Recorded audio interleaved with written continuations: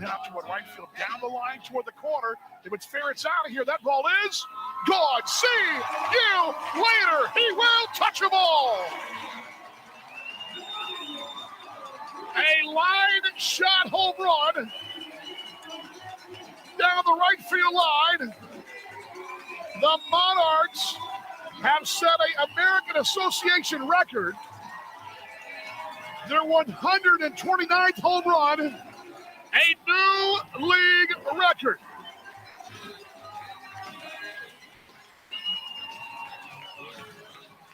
Congratulations, Kansas City. Here's one hit out towards center field. Drifting back is Vertigan. Still going. Not going to get there. The bounce off the wall. Here comes one run. Here comes another. Willis turns. He burns. Heads for three. He's got a triple. He wipes him clean right there. It's 9-5 Kansas City on a bases clearing triple for Colin Willis. Hello, Wisconsin. He is one of your own right there. Oh, yeah, he is one of their own in Wisconsin. Hello, everybody, and welcome to the Monarchs pregame show from Legends Field in Kansas City. My name is Dan Vaughn. Glad you're along tonight on a nice night for baseball. Last night was nice, but this one is really nice. Blue skies above. Temperatures definitely in the warm 80s, but we should be great tonight for an awesome game against the Milwaukee Milkmen. Great crowd already making their way in. It's KU night. A lot of things on tap tonight, numbers-wise as well, as the Monarchs' quest for a division crown continues here in the month of August. Pre-game show is loaded tonight. Jack Johnson off the top tonight has a special scouting report. That comes up next. Around the corner, I got Joe Campietra's top step around the American Association as well. Both brought to you by your Midwest Ford dealers. Also your Coors Light flashback moment. All that and more tonight on the pregame show. Game 2 of this 3-game series. Robbie Gordon for Milwaukee 1-1 and a 2.89. He'll face Kebus Sampson, young man from Florida, 2-1 and a 4.12. Monarchs and Milkmen coming up in about a half hour. Right now, your pregame show, it rolls along right here. Stay tuned on the Kansas City Monarchs Broadcast Network.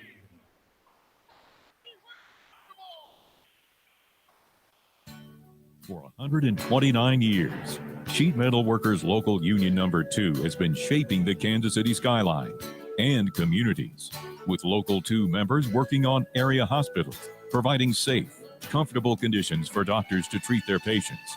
We turn our attention to help in the fight against childhood cancer by supporting Noah's Bandage Project. Sheet Metal Workers Local Union Number 2, working on, in, and for the community. Hi, Monarchs fans. Dan Vaughn, voice of the Monarchs. I want to tell you about a charity I feel very strongly about and support here at the metro Kansas City area. That's the Ronald McDonald House Charities in Kansas City. The Ronald McDonald House Charities serves families whose children are receiving treatment for serious illnesses like pediatric cancer, organ transplants, babies in the NICU, emergency situations, and complex surgeries of all type. Provide a home away from home for those families as those kiddos are trying to get better in our hospitals in our area. For every stolen base this year, I pledge $2 to the Ronald McDonald House Charities of Kansas City. I hope you'll join me in doing the same. Visit them at rmhckc.org. That's rmhckc.org today. The Ronald McDonald House Charities of Kansas City.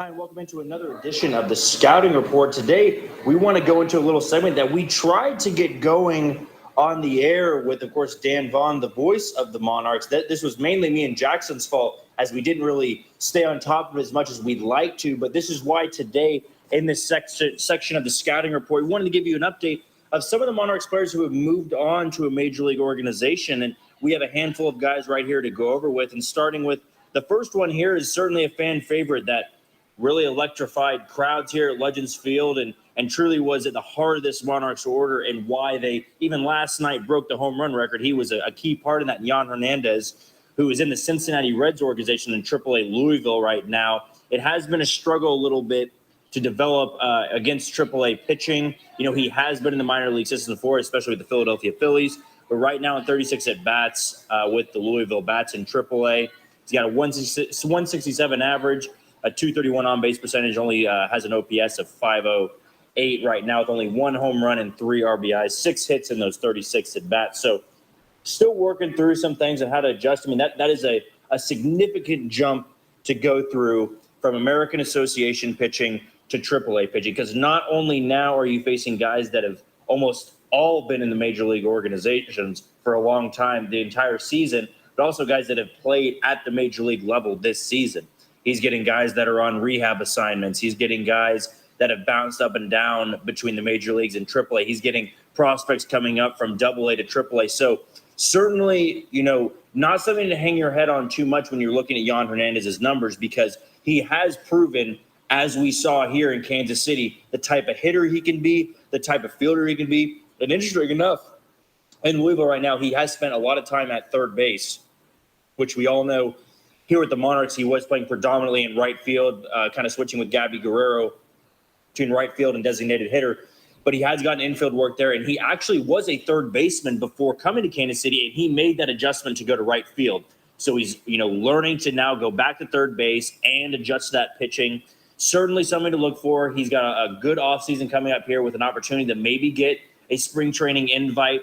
The numbers here show that he will get that opportunity. It's just a matter if he can stick and then stay in a major league organization. Another guy we're going to go to, and the pitching side of things, between Cody Mincy, who we knew was super efficient here with the Monarchs rotation and in the bullpen as well. He right now is at high A in the Miami Marlins organization, where he is 1-0 with a 1.06 ERA in 7 games, 17 innings pitched with 15 strikeouts. We knew he never struggled putting guys on base, never had to work around too many jams.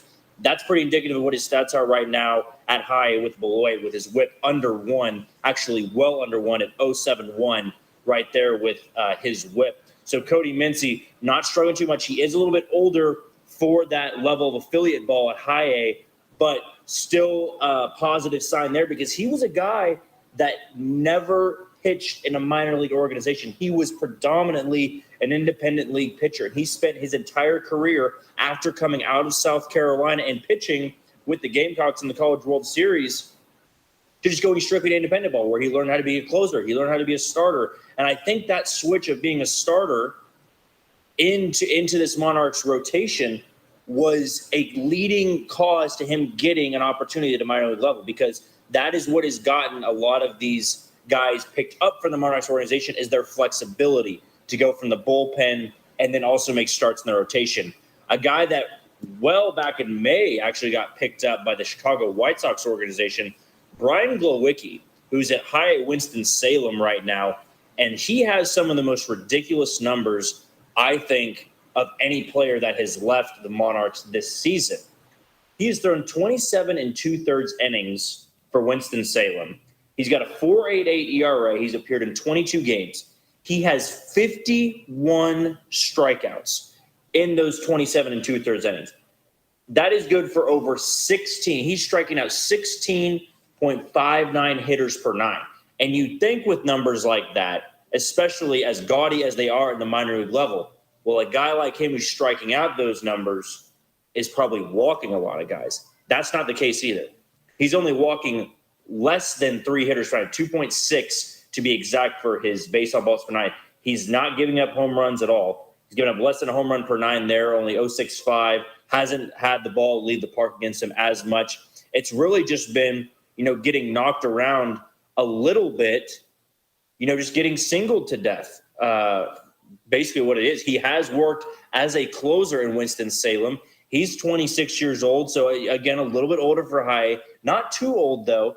But his stuff, when we look back here, it was good stuff, but he's not running it up in the upper 90s. He's able to mix in a couple of different pitches, which is why he's getting those strikeout numbers. So that number alone, striking out over 16 hitters per 9, is certainly going to open some eyes as he heads into the offseason, where he could get a call from other major league organizations. Another one of the guys who left around the same time as Brian Glowicki was Zach Weiss, a 29-year-old who's now in AAA with its Tacoma Rainiers and the Seattle Mariners organization.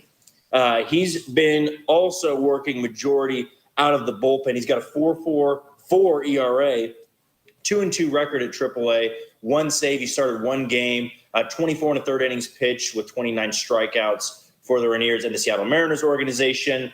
His numbers, for the most part, have been pretty steady, and he wasn't here in Kansas City long but making that jump to AAA is something that it is definitely tough for both hitters and pitchers. But for a guy that didn't get too much work in the independent league, it is impressive to see how he's adapted to the AAA level and really held his own. He was a guy who did make his major league debut, and he did not record an out. He allowed 2 runs with the Cincinnati Reds, did not record an out. So he's trying to get back to that level. September call-ups is coming soon, and he has been a guy that has worked a lot for Tacoma and AAA. I would not be shocked to see him maybe get a shot if there was an injury here or there. The Cincinnati Reds are in a playoff hunt right now. They're not really going to be in a mood for experimenting as much. Their roster, they'll only be able to add 2 guys to their major league roster, but you never know with these type of things. All he can do is to keep handling himself and pitching consistently, which is what he's done so far in AAA. Another young guy who had probably one of the most electric arms that we saw here this season in Kansas City was Robinson Martinez. He's at low A right now with the Jupiter Hammerheads in the Miami Marlins organization. He is 1-1 with the 4.71 ERA. Again, working mostly in relief, 13 games so far, 3 saves, has the opportunity to close out games, 21 innings, 25 strikeouts. Most important change I've seen is his whip right here, only 1.29. He was a guy when he started out here in May and early June, really struggled with command a little bit, had to battle a lot of base runners, and then could get burned by the long ball there when he put guys on. But really encouraging to see from Robinson Martinez, especially the guy with so much promise, so much talent. I remember talking with him on the Dugout Report that he'd like to model himself after Pedro Martinez. And, he's trying to get back to that level, still so young, should have an opportunity if he can harness that fastball, develop a good second, third, and maybe fourth off-speed pitch. Could have high hopes for Martinez as we head into the offseason. And the last guy we want to go over here is Gregory Vasquez. He was probably the most efficient next to Cody Mincy starter the Monarchs had this season. Never dealt with any problems walking guys. And he was actually had his contract purchased to the Baltimore Orioles organization, where he is now in low A. 23 years old with Delmarva, the Shorebirds. Right now he is 1-0 with a 4.03 ERA. 10 games appeared, all out of the bullpen. 22 1/3 innings pitched, 24 strikeouts. Very low whip, 1.16 this season. But at low A, as we've pointed out, that walks have never been a problem for Vasquez. He struck out 24 this season, only walked 3. So that's certainly an encouraging sign. He's not battling command, had good stuff, ran it from the low to maybe topping out at the mid-90s, but pretty much sitting between 90 and 93 miles an hour. He's another positive sign for this Monarchs alumni that you want to see get a shot, maybe with a minor league organization after this offseason. Maybe it's with Baltimore, maybe it's with another team, as we point out with all these guys, but certainly good signs from all the pitching that we've seen so far. And with that, that'll wrap up another edition and a special edition of the Scouting Report, breaking down all these former Monarchs players. And we hope that you guys keep track of these guys and really keep rooting for these guys, because they all are great, players, great human beings. And we certainly hope that they succeed at the highest level. And after that, see how they can get far into this man, how long they can stick. And, that's something that is a positive sign for not only manager Joe Calcapietro, but everybody involved in this system, to see how far these guys can reach and just keep making this a pipeline to minor league organizations. And with that, that'll wrap up today's edition. The pregame show continues right after. Thank you very much, Jack. Dan Vaughn back at the ballpark. Pregame show rolls along. Stay tuned. The Around the American Association report. It comes up next right here on the Monarchs pregame show from Legends Field in Kansas City on the Monarchs Broadcast Network. For 129 years, Sheet Metal Workers Local Union Number 2 has been shaping the Kansas City skyline and communities, with Local 2 members working on area hospitals, providing safe, comfortable conditions for doctors to treat their patients. We turn our attention to help in the fight against childhood cancer by supporting Noah's Bandage Project. Sheet Metal Workers Local Union Number 2, working on, in, and for the community. Monarchs baseball continues. Time for tonight's Around the American Association, brought to you by your Midwest Ford dealers, buyfordnow.com, the exclusive vehicle of your Monarchs. Monarchs with the magic number 6 now, still the best record in the association, 56-28. Milwaukee, who comes to town tonight, they're tied for the best record in the North at 51-32. Even with Chicago, Fargo is 2.5 back, Winnipeg 7 back, 13 back for King County, 18.5 back for Gary, as Winnipeg's 43-38, Fargo 49-35. 5 games off that play-in game currently for the Winnipeg Golden Eyes. Again, Fargo 2.5 games behind Chicago and Milwaukee. Down south, Kansas City, 10.5 games clear of Lincoln and 11 clear of Cleveland. Monarchs 56-28. 10.5 back at 45-38 are those Salties. The Railroaders with 38 losses, but a game behind in the win column. They're 11 back, and it's Sioux City 43-41. 2 above and 13 back. 23 back Sioux Falls at 33-51, and 13-70. 42.5 back are the Apollos of Houston. Here is the schedule around the American Association tonight, and we'll be watching some of this. They've already had a rain out tonight. Kane County and Winnipeg were washed away earlier there in Manitoba. They will play 2 on Sunday. Monarchs baseball continues. Time for tonight's Around the American Association, brought to you by your Midwest Ford dealers, buyfordnow.com, the exclusive vehicle of your Monarchs. Let's quickly check the transaction sheet. Only reason I want to do this, I want to first off, because we saw Sioux City this week. You remember Jorge Olega, young man who left the ball game a couple of nights ago? Remember, we thought he stumbled at first, but watching the replay, he actually had something with his arm come up.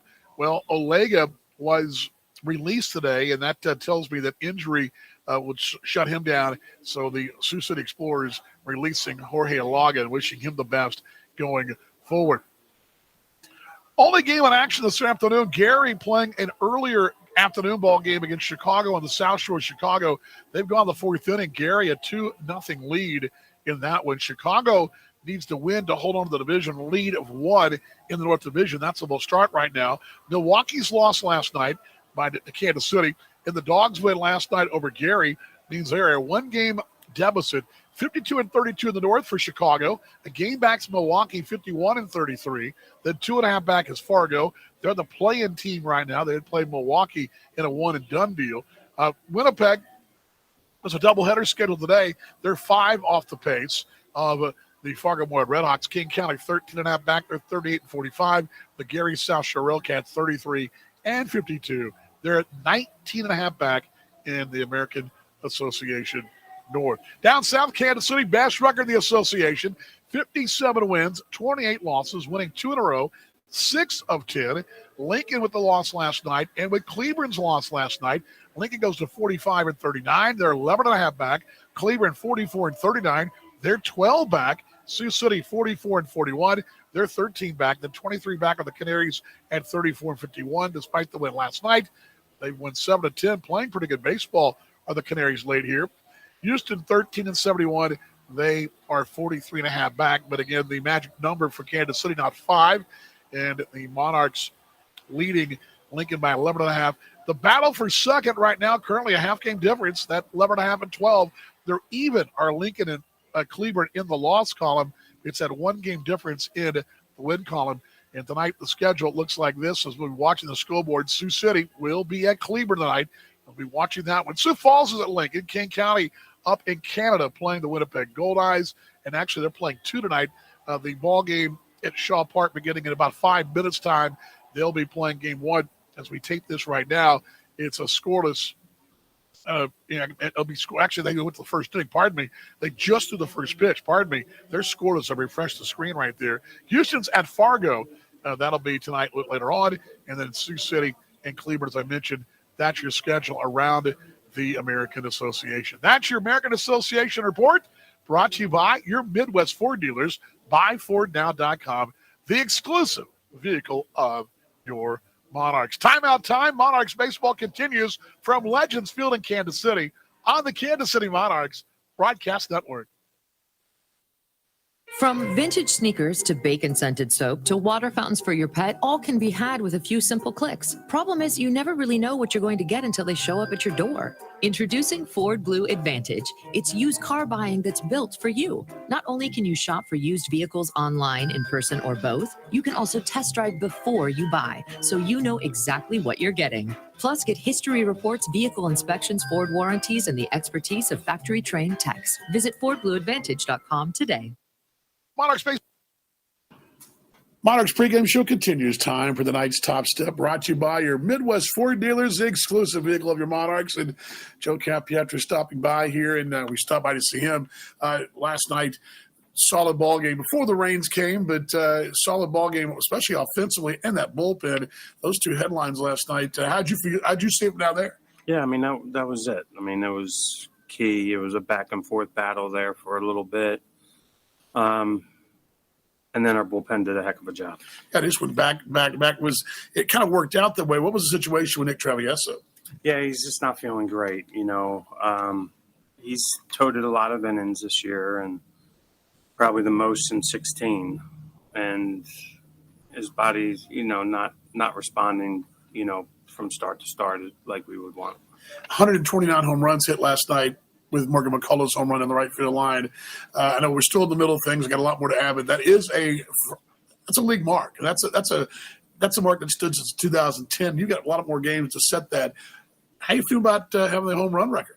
Yeah, I mean, it's nice. It's like we always talk about. We'll look at all the things that we accomplished at the end of the year, but right now, any way we have a chance to produce runs, if it's via home run or a sac fly or a ground ball with the infield back, whatever it is, that's what we need to concentrate on right now. How'd you feel about hearing the announcement from the home folks? They seem to like it. Yeah, I mean, I'm sure everyone's excited about it. We're playing really well, and people should be excited, and that's what fans do, and that's what they're interested in, and that's what's great about it. On our side of the fence, we have to concentrate on going out there and winning every day. And sometimes it's going to be via home run, and sometimes it's not. Quick timeout. More with Joe Capietro. We're on the top step, brought to you by your Midwest Ford dealers, the official vehicle of your Monarchs. Quick timeout. More after this. From vintage sneakers to bacon-scented soap to water fountains for your pet, all can be had with a few simple clicks. Problem is, you never really know what you're going to get until they show up at your door. Introducing Ford Blue Advantage. It's used car buying that's built for you. Not only can you shop for used vehicles online, in person, or both, you can also test drive before you buy, so you know exactly what you're getting. Plus, get history reports, vehicle inspections, Ford warranties, and the expertise of factory-trained techs. Visit FordBlueAdvantage.com today. Pre-game show continues. The top step, brought to you by your Midwest Ford dealers. BuyFordNow.com today with Joe Capietro and Milwaukee game number 2 here tonight.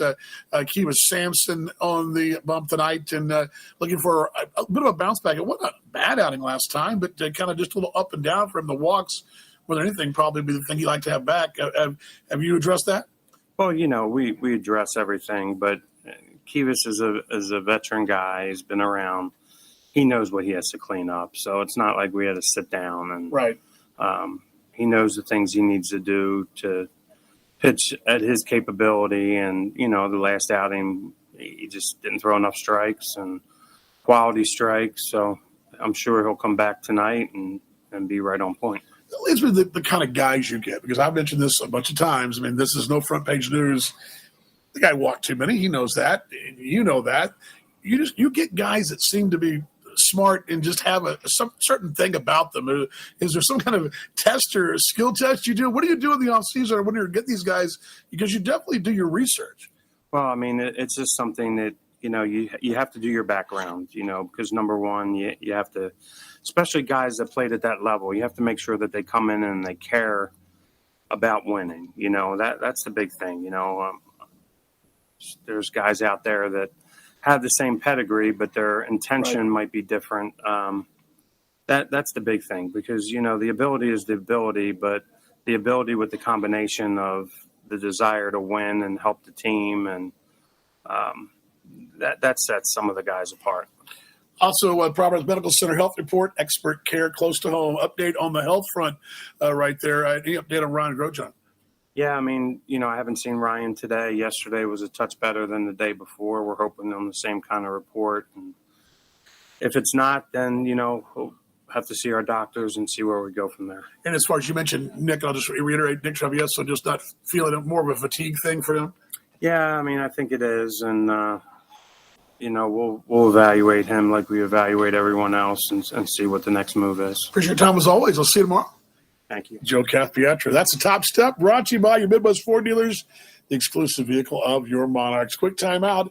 More from the ballpark after this. From vintage sneakers to bacon-scented soap to water fountains for your pet, all can be had with a few simple clicks. Problem is, you never really know what you're going to get until they show up at your door. Introducing Ford Blue Advantage. It's used car buying that's built for you. Not only can you shop for used vehicles online, in person, or both, you can also test drive before you buy, so you know exactly what you're getting. Plus, get history reports, vehicle inspections, Ford warranties, and the expertise of factory-trained techs. Visit FordBlueAdvantage.com today. Monarchs pregame show continues. Pregame show continues. Time for tonight's Coors Light Monarchs flashback moment, brought to you by Coors Light, made to chill. We are looking at two items today, one a little somber and one on the field. Let's start with item number one on the somber side. I don't know if you guys realize this, and it kind of snuck up on me too, but realizing that today is the anniversary of the passing of Monarchs founder J.L. Wilkinson back in 1964, August 21st of 1964, he passed. What I found interesting about this quickly is that on the AP, it was all over. I mean, you go to a paper in Tampa, to a paper in Seattle, and all points in between, you would see this AP story in the sports page that Kansas City Monarchs founder dies at 86.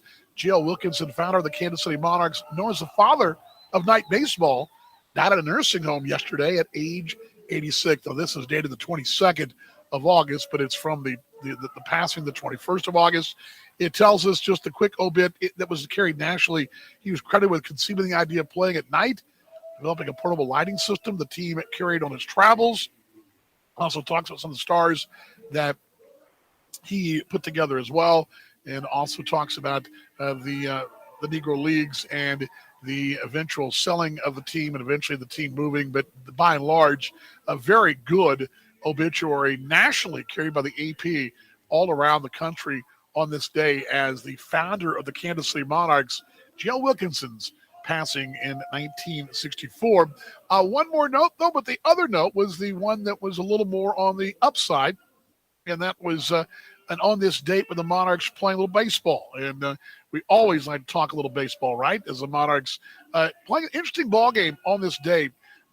Cincinnati, Ohio is the date line, August 21st, 1942. The Monarchs and the Indianapolis Clowns played a series, or not necessarily a series, but a series of games in Cincinnati at legendary Crosley Field. Now, Crosley Field was the original ballpark way before the Riverfront Stadium. And, of course, now they've got Great American Ballpark. So it's, three ballparks ago. It was the Major League Ballpark. It was the ballpark of record in Cincinnati for baseball. And there was a little NFL play there in the 1930s and 40s. But mainly, Crosley was known as the home of the Cincinnati Reds. And I've mentioned this before in our broadcast that my father and his father did a road trip to Cincinnati and saw the Reds play back in the day. But this tells us the Monarchs on the day of the 21st of August, 1942, says Clowns fall 4-1 before the Kansas City Monarchs in night game. Now, the Indianapolis Clowns, not that far away. I mean, it's a more regional team, but the Clowns did play quite a bit of games there in Cincinnati, and they would actually bring a game back with the Monarchs in September. This ball game in particular, what's interesting, it was a game they expected a very big crowd, but also in those games, the rain just worked out the right way. Most folks were scared away by the rain. They thought the game was going to be canceled, rained out, because it rained most of the morning, most of the afternoon. Then it would clear, and the field was in very good condition. They were able to get the ball game in, but a lot of folks, because of inclement weather and some of the threatening skies and lightning and things of that nature around the area, stayed away. They would come back and see these two teams play in September, but it tells us the Kansas City Monarchs, with Satchel Paige in rare form, defeated the Clowns by a 4-1 score at Crosley Field last night. Inclement weather held down the crowd. Fans saw Page start both pitching and at the bat. His double in the fourth inning, figuring the Monarchs scoring 2 runs. The Monarchs got out to a 1-run lead in the opening inning, but the Clowns tied it in their half and made a game of it throughout. Because of inclement weather, it tells us once again that fans were deprived of seeing the two teams. The management of the Clowns will bring back the Monarchs for another night game at Crosley Field on September 1st of 1942. But the Monarchs winning 4-1. Look at the box score just kind of creeping down in here. And seeing just some of the different. It looks like Buck O'Neill had a one-hit day, a 1 for 4. Let's see, Satchel Paige was 1 for 2. Newt Allen 2 for 4. Just kind of looking at Wheeler Brown 1 for 4. Just some of the names in this one, but a 4-1 Monarchs winner on this date in 1942. So a dual Coors Light flashback moment, the passing of J.L. Wilkinson in 1964, and a Monarchs 4-1 winner under the lights at Crosley Field over the Indianapolis Clowns on this date in 1942. And that's tonight's Coors Light Monarchs flashback moment. Monarchs pregame show continues from Kansas City on the Monarchs Broadcast Network. Well, we're set for baseball in Kansas City. Stay tuned. Exciting Monarchs baseball that comes up next. Your starting lineups and your first pitch right here on the Kansas City Monarchs Broadcast Network.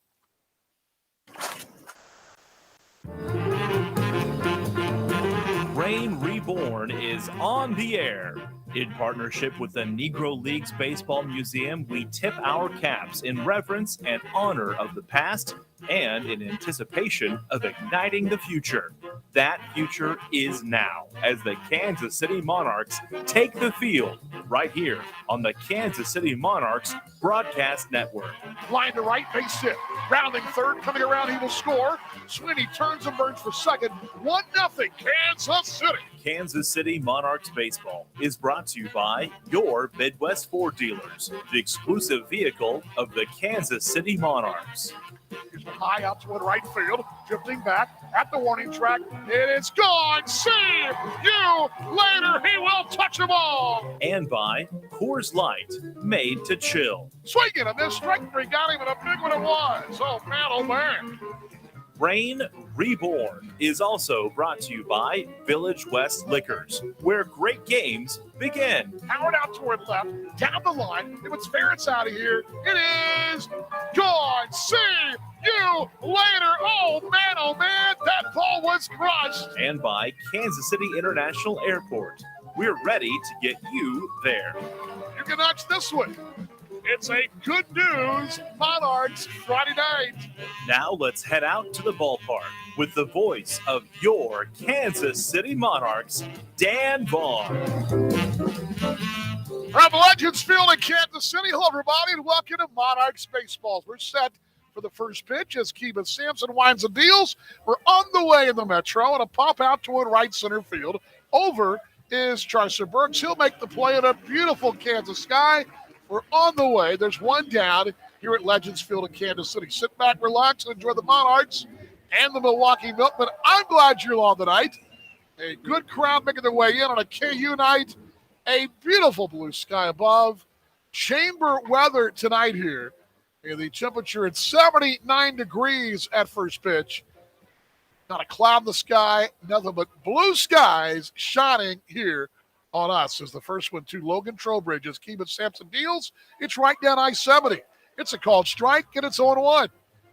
Brett Vertigan led off in center, batting second is Logan Trowbridge for Anthony Barone's club. He's at third base. Cole Sturgeon is at first. He bats third. Adam Brett Walker, he's a good one. He's a DH. He's a ground ball to short. Backhanding McCullough. He's there. On to first. Throws the strike to Casey Gillespie. 2 up and 2 down in the first frame. Mikey Reynolds, the former T-Bone, will bat in the 5 spot. He'll be in right field. Christian Correa, also former Bone. He bats 6. He'll catch Trey Martins in left field. He bats 7th. Anibal Sierra, a Monarch, the first few weeks of the season. He'll bat in the 8th spot. He'll be at short. Aaron Hill, playing second base for Milwaukee. He bats 9th for the Milkmen. It'll be Vertigan, Trowbridge, Sturgeon, Brett Walker, Reynolds, Correa, Martin, Sierra, and Hill. The first offering to Sturgeon is inside for the ball, 1-0. Manager Anthony Barone, he's a good one. A really good guy, too. He's over at third base. Matt Passarelli is hitting coach. Is it Mr. Way? 2 balls, no strikes. Dan Runsley, the pitching coach. Milwaukee, Wisconsin, their home. Franklin, to be exact, a suburb of Milwaukee. 2-0. Here's a bouncer toward first. Takes a foul turn, though, and it's 2-1. Defensively behind Sampson, Willis is in left. Collin out in left field. Chelsea Burks in center. Gabby Guerrero on the sunshine and right. Over the shadows at third is Will Kincher. Shortstop Morgan McCullough, just heard from him. Darnell Sweeney at second base, first baseman Casey Gillespie, and the catcher Daniel Wassinger. As Wassinger frames that perfect strike right there from Kevin Sampson. It's 2 balls, 2 strikes, 2 down as Nick Webb works by the plate. Mike Anderson at first base, and Jet Minton at third base, the American Association. 2-2 from Sampson. Away for the ball, 3-2. Milwaukee, they've got those same really dark gray pants here, but they've got a really cool jersey on here. I don't recall seeing this one. It's like last night's, but a little different change of color. 3-2. Inside corner, called strike 3. See you later in the books. Backwards right there. And punch them out. The jerseys are black with a black number, gold numbers around the back of them here. And there's arguing between Cole Sturgeon and Nick Webb here. There's someone coming out their dugout. I believe that's Dan Runsler out in the chat with the plate umpire here, but still a conversation going on here. I'm not sure what the deal is, but they're discussing something about something here, but surely the lineup card's not incorrect. I hope that's the case, but hope it's not the case anyway. Quick timeout, Monarchs lineup card. It comes up next right here on the Kansas City Monarchs Broadcast Network. For 129 years, Sheet Metal Workers Local Union Number 2 has been shaping the Kansas City skyline and communities, with Local 2 members working on area hospitals, providing safe, comfortable conditions for doctors to treat their patients. We turn our attention to help in the fight against childhood cancer by supporting Noah's Bandage Project. Sheet Metal Workers Local Union Number 2, working on, in, and for the community.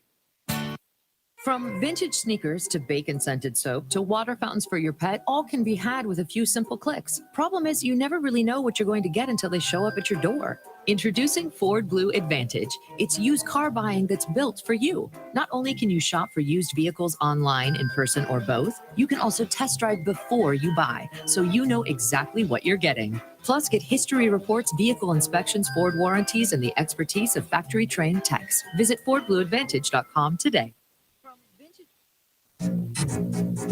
Hey Monarchs fans, this is Morgan McCullough off your Kansas City Monarchs. Follow us all season long right here on the Monarchs Broadcast Network.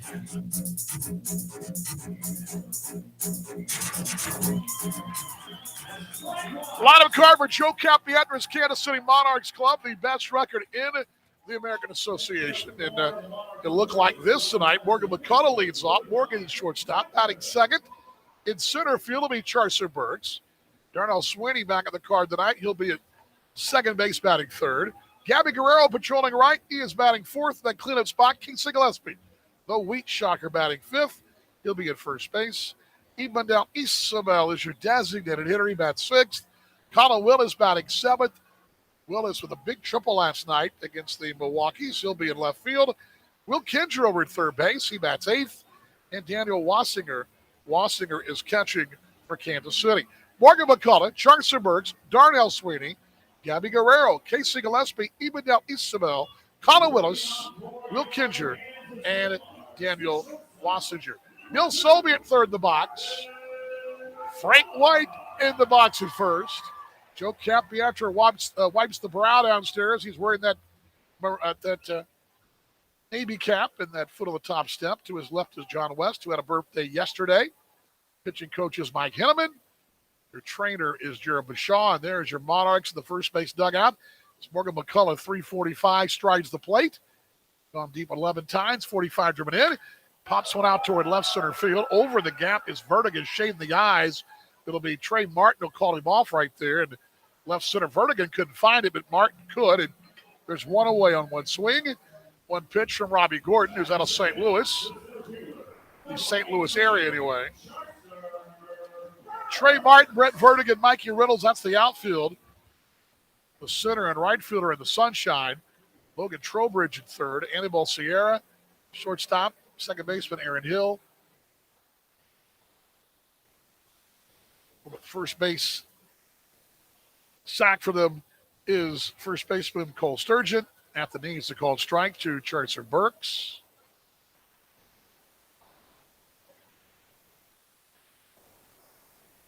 Catcher Christian Correa, the Over T-Bone has a lot of friends in these parts. One of our favorite folks ever to roll through this association. The 0-1 just missed away. It's 1 ball, 1 strike. Tyler Stelter's field looks great tonight. And Tyler probably pained him. He's a Wildcat, but they've got Jayhawks in script, the KC in red and blue, and 1 in the KU logo. The KU logo as well. Here's the 1-1. Inside with a breaking ball, 2 balls, a strike. Ballpark, 328, the line and right, 409 to right center field, 396 to straightaway, 411 to left center. Mini Monster begins at 352. 2-1 offering coming home to Charcer Burks. Breaking ball, that one did drop in there, so now it's 2 balls, 2 strikes.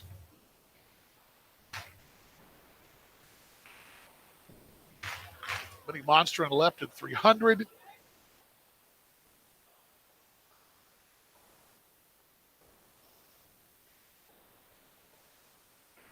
Pitch away from the ball, 3-2. 3 balls, 2 strikes.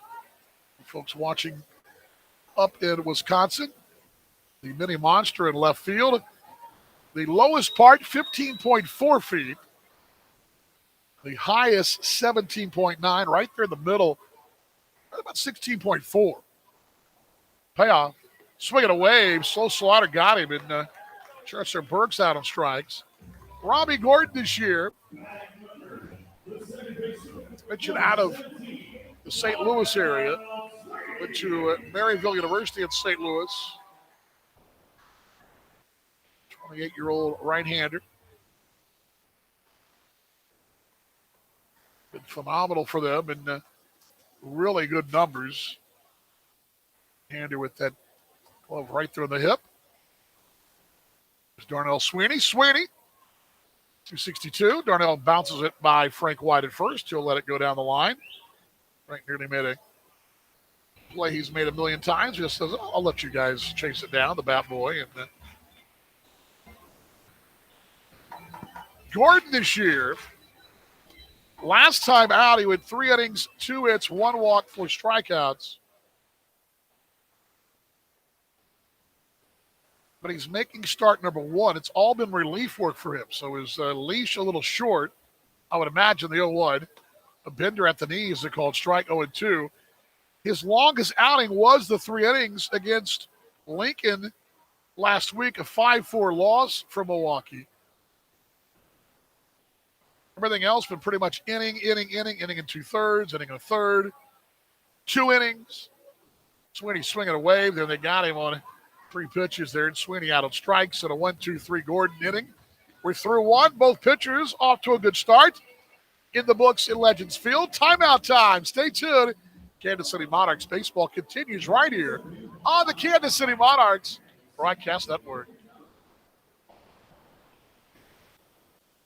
Maybe it's the view from a mile-high hike or the feeling of sand in your toes. The call to travel is a voice that speaks to all of us, which is why at Kansas City International Airport, we're still cleaning services, frequently washing our hands, requiring face coverings for staff and travelers, and encouraging vaccinations. We're ready to get you there. See if you're good to go at flykci.com/ready.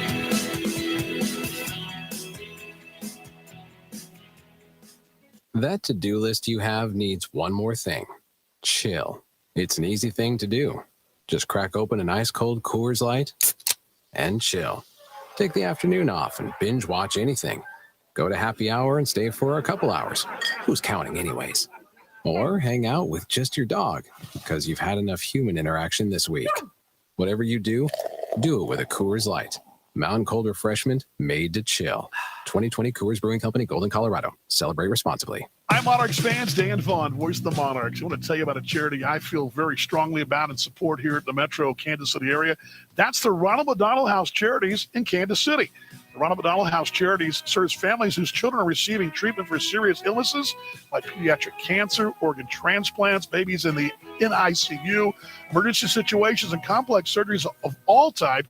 Provide a home away from home for those families as those kiddos are trying to get better in our hospitals in our area. For every stolen base this year, I pledge $2 to the Ronald McDonald House Charities of Kansas City. I hope you'll join me in doing the same. Visit them at rmhckc.org. That's rmhckc.org today. The Ronald McDonald House Charities of Kansas City.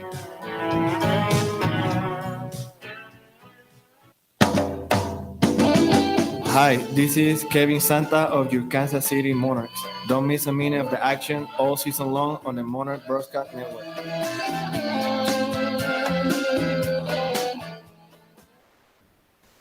Top two, the 10th pitch from Keevan Sampson to Adam Brett Walker. Catches the inside corner. Movement there, that fastball. It's at 92 of the gun, and it's a called strike. It's 1-1. In the second inning, exclusively brought to you this year by Kansas City International Airport. The 0-1's away. 1 ball, 1 strike. Kansas City International staying ready to get you to your destination. See if you're good to go at flykci.com/ready. Here's the 1-1. Bounce toward third. Kinger will make the play ankle high on a hop. There he scoops and throws to first to get Brett Walker. 5-3. Couple of steps away from the bag there. On our friends at KCI, I read a really good, you guys probably know this, but I follow a bunch of travel bloggers. I mean, a bunch of them. I love to travel. I play the points game and all that, airline points and whatnot.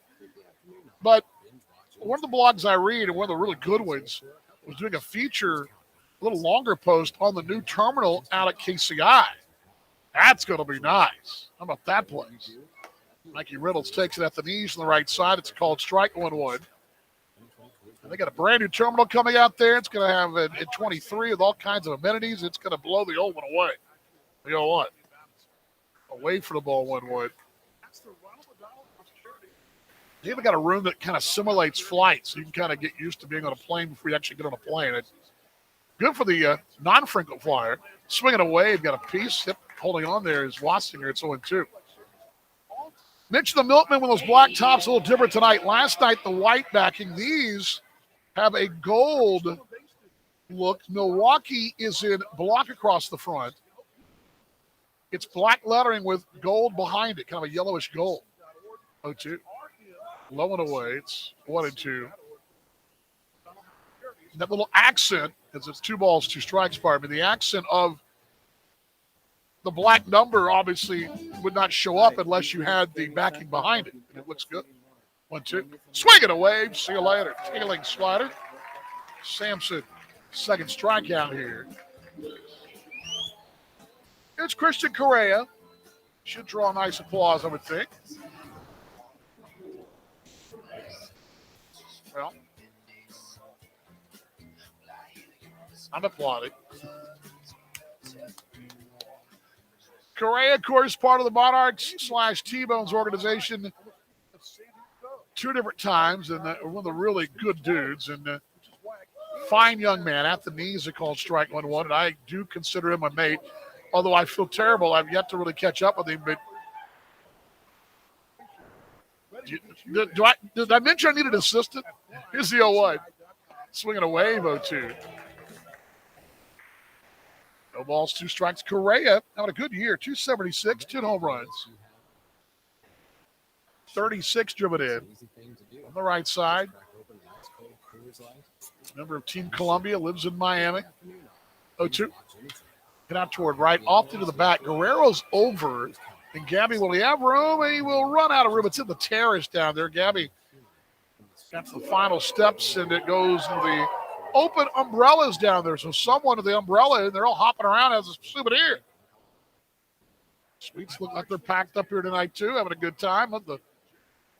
The hospitality crew, the Jim Cundas bunch, they were busy tonight.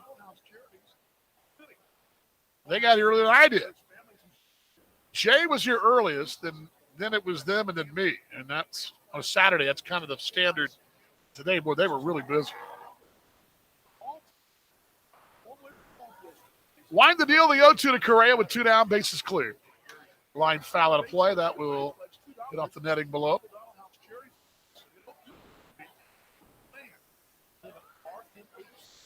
Gabby will track it down there. Young Batboy was heading down that way, but Gabby will make someone happy. Make someone happy.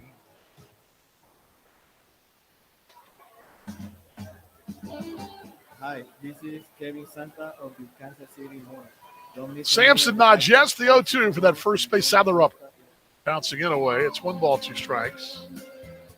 Ossinger will toss that aside, and new baseballs for Nick Webb behind the plate. Throws on his waist pouch. And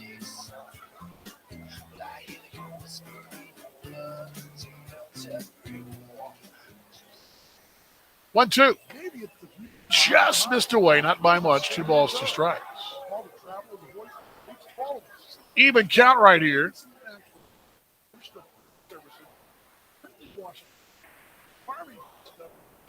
Sampson's 2-2. It's low and away, 3-2. You're good to go. Apply KCI.com.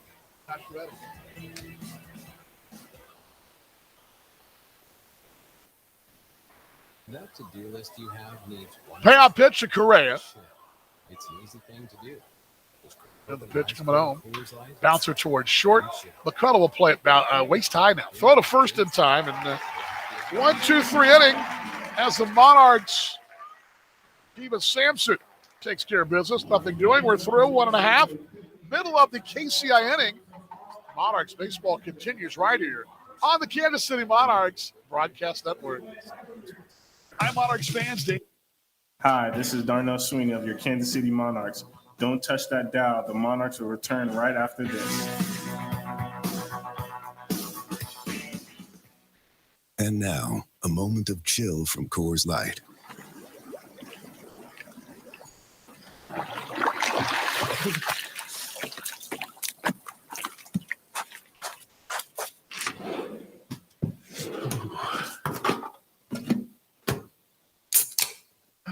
Coors Light, mountain cold refreshment, made to chill after the short but cold beer run from hot tub to cabin. 2020 Coors Brewing Company, Golden, Colorado. Celebrate responsibly.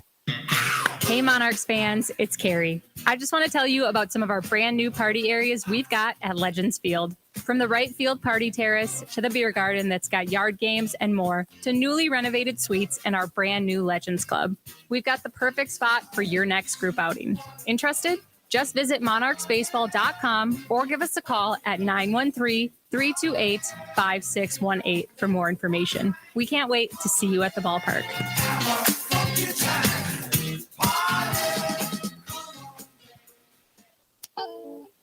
This is Colin Willis of the Kansas City Monarchs. Legends play right here on the Monarchs Broadcast Network. Back on MixLR and on AABaseball.tv. Glad you're along. Hello to our friends up in Milwaukee and their abouts up that way. A lot of you folks probably tuning in. There's no broadcast for the Milkmen on the road this year, and so they get a good taste of what we're all doing across the association. Glad you're along tonight. Really enjoyed coming to your ballpark back in June. Really good facility, great place, and enjoyed the milkshake. And met my new mate, Bovine. We become mates. And Bovine brought me a milkshake when I was up there. Best shake in the association under Dan Vaughn's rankings. And, of course, rankings matter when it comes to food, right? And I know food and beverage, and that is a top-notch milkshake. Gabby Guerrero leads off in that 1947 throwback. K and the C in the front, the best uniform in the association by far. It's Hey, Monarchs fans, it's Carrie. Numbers are in Navy, the K and the C. Logo on the left sleeve as Casey Gillespie steps out on deck, pinstripe pants. Gotta love it. Here's the pitch. At the knees, are called strike 1-1. I got to ask this, and maybe on the road I will. Lately, they've worn the Navy caps with these more so to the blood red maroon. A color I invented, blood red maroon, by the way. Here's the 0-1. Swinging away, 0-2. Gabby, 328. 3 for 4 last night, scored a run. Question was asked in the pregame about last night's decision to pull the tarp and all that, and I'll get to that here in this inning. Walk you through what was going on. Here's the 0-2. Sinking low. It's 1 ball, 2 strikes. once the game begins, the first pitch is thrown, the game is in control of the umpiring crew.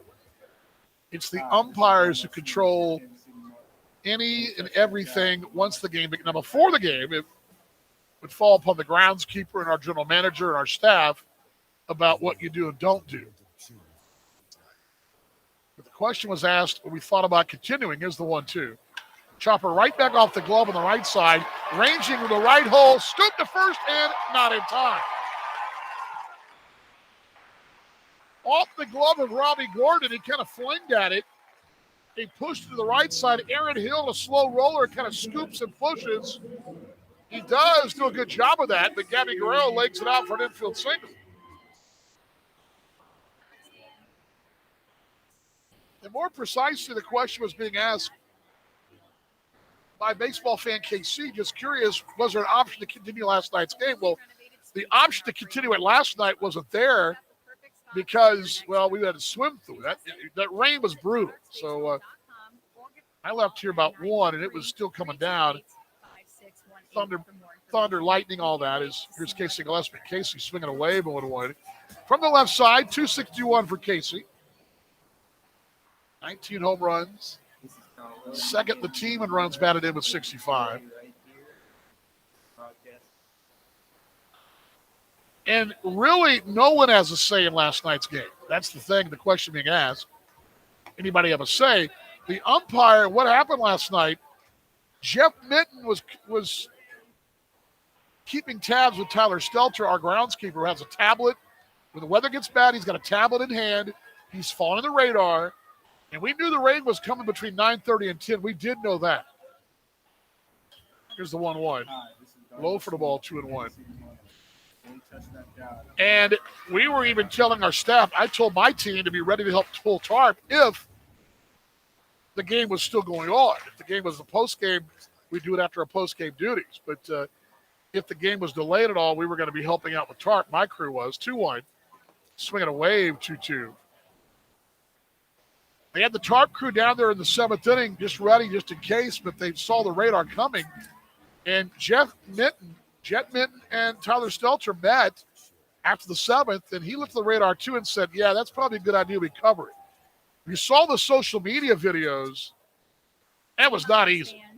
2-2. Low 3-2.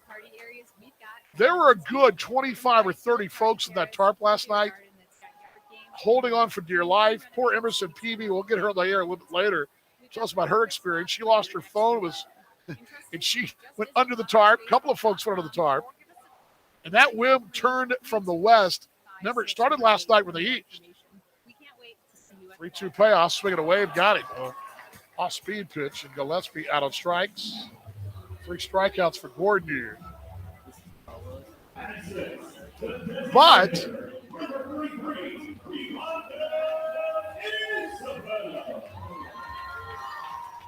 Imanol Isabel will step in, 3-0-2. So we were ready down there and got it covered. But if you saw the video, it was a challenge. And it was probably down about 10 minutes. And the wind comes before the storm, right? You got the calm before the storm, then you got the wind before the storm. Slider away, 1-0. And this storm was bellowing up from the west. And when that wind shifted from the east to the west, it was on its way. And lightning was toward the north. Well, anyway, to answer your question, baseball fan,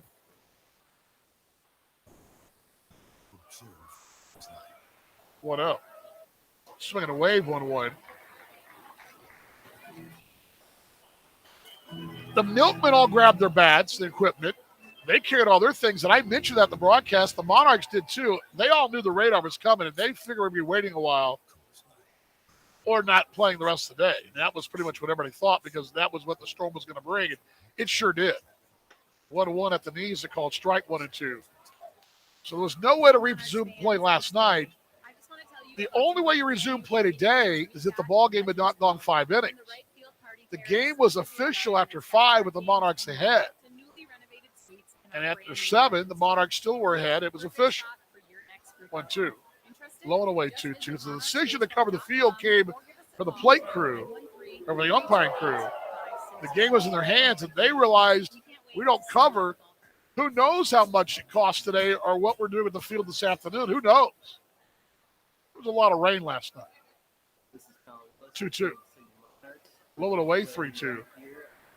You've heard my story about the field not being covered in Amarillo one time, and despite it being summer heat in Texas, they got pounded with a big storm in July or August, and maybe early August. And even though the sun baked the top of the infield dirt, underneath it was slush because it rained so much. It created like places look like they've been carpet bombed.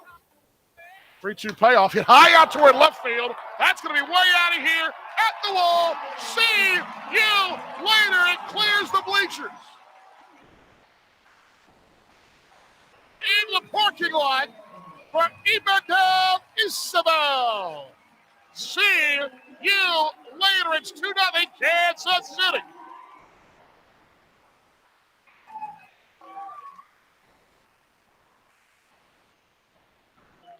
And a hang right there, and it hung out of here. See you later. Oh, that was a towering shot way over the bleachers and into the parking lot. Attention, Target shoppers. We have a special at home runs on aisle number 2.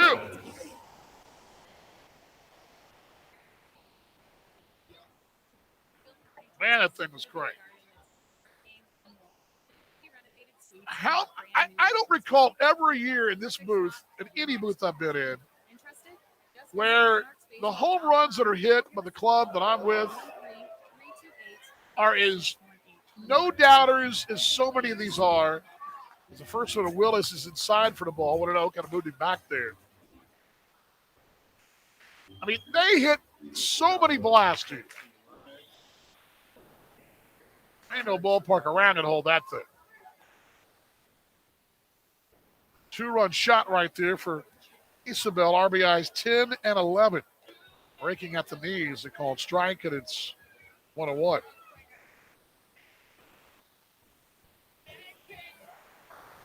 Anyway, baseball fan, I hope that answered your question a little bit. And the big thing was the game was already official. That's the other thing. Side missing 2-1. I know there was a little chatter out there about it, and that's a good question. I don't mind addressing it. Baseball fan does say that the opportunity to stay even with Chicago if they come back and play it. But unfortunately, the way baseball rules work, after 5, it's official. Sinking low for the ball, 3-1. Do you think the Monarchs would like to have that game back in Lincoln as well? Monarchs were the same. Kansas City fell the same victim in a series in Lincoln this year. That was a rubber match. Well, would have been the rubber match of the series. Kansas City could have won that series.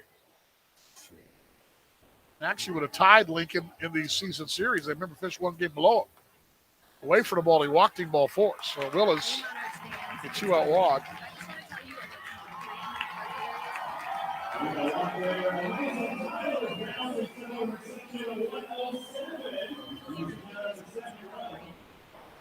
Tyler's here. Amazing Tyler's here. There's Will Kinger. Kinger wearing those pink spikes tonight. Steps in for the left side. Will last night, multi-hit ball game, 2 for 5. Kinger now at 267, 4 home runs. 21 driven in. Left-handed stick from Pittsburgh. Takes it on the inside corner, called strike 1-1. Monarchs 2-0 in the second. The only drawback is, and this is where I really felt for Anthony Barone last night, in for the Milkman.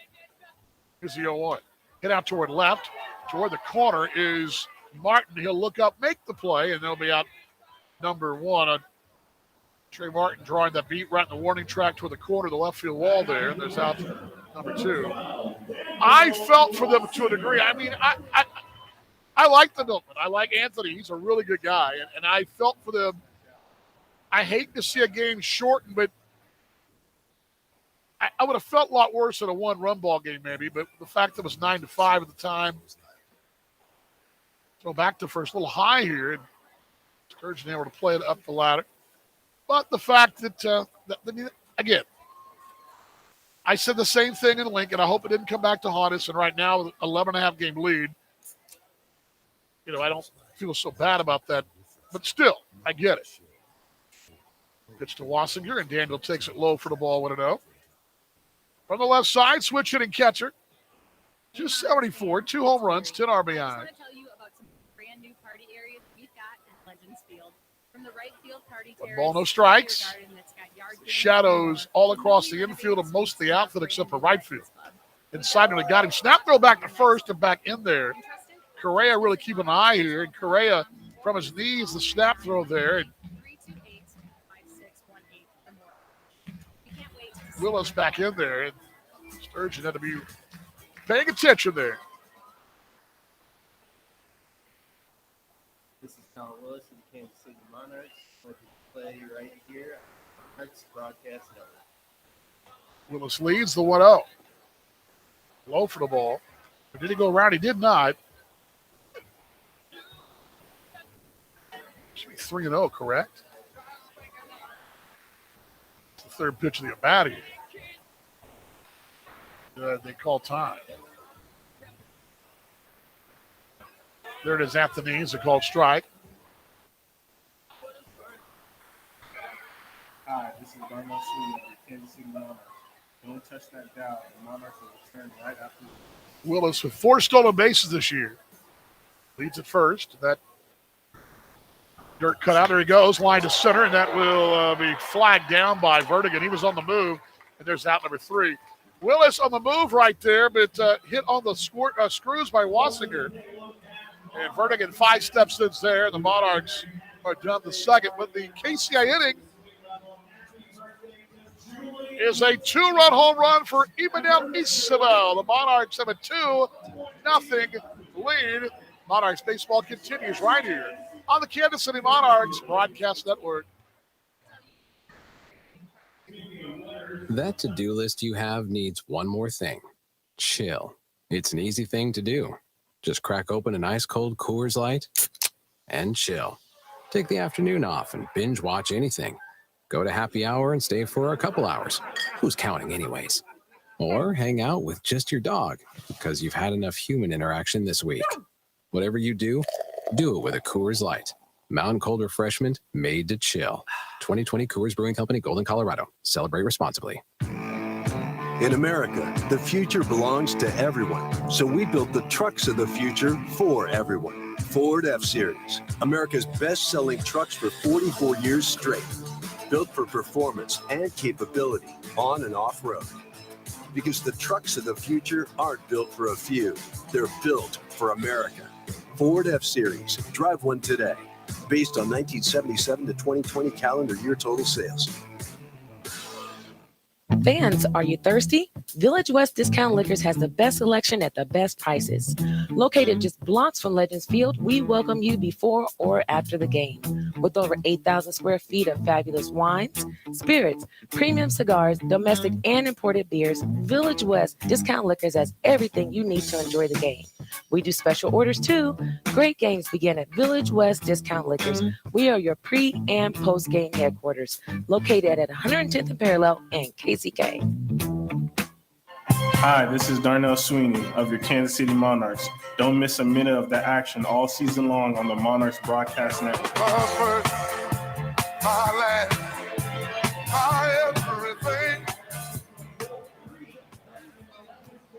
Oh, Old Glory looking beautiful out in left center field, blowing about 5 miles an hour, blowing it out of the north. Into Kansas flag, the Wyandotte County, and blinked by the banner of the association and the Monarchs in a beautiful, beautiful Saturday night in Kansas City. Glad you're along tonight. Go to the third inning. Kansas City a 2-0 lead. And it'll be Martin, Sierra, and Hill as Kiva Sampson winds the deals. Fastball a bit inside. Showing a bunt was Trey Martin. He pulls back right there. He'll step out. Adjust the gloves and shake the shoulders here. Isabel with a 2-run shot a moment ago. Popped up right side foul territory. Gillespie's over. That'll be in the seats, though. Yeah, baseball fan KC, no problem answering that. It's tough. Those are tough to lose. It's a tough call, too. And you know, and it's like I was talking this to Connor Ryan of the Sioux City Explorers, their play-by-play man of the night. remember there's the forfeit in play with Cleburne and Sioux City. Remember that? Here's the 1-1. Low for the ball, 2-1. They had a situation where Cleburne's bus broke down. They were forced to forfeit on a game on a night where it rained anyway. And you hope that game doesn't come back to be a big one, and we'll find out next half inning how big it is. 2-1, there it is at the knees. 2 balls, 2 strikes. 95-mile-an-hour heat right there that catches the other half. 2 balls, 2 strikes.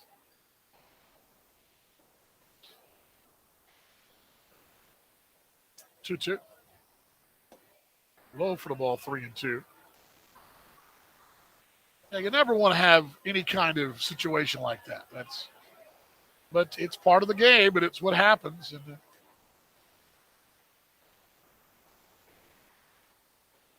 3-2 payoff. Popped up, shadow center. Coming in is Burks, going out is McCullough, coming over as Willis. It'll be Burks, though, is Sweeney also converging there, and there's out number 1 up the chute and to shadow center. 1 down.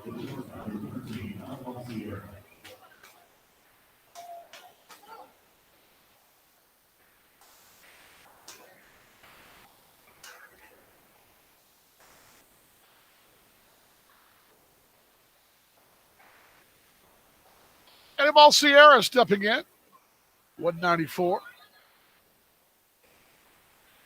6 homers, 20 driven in. Takes it at the knees. A call strike. 1-1. Sierra began the year here. He was traded for Jake Mathis. Remember back in June, this is so long ago, but refresh your memory.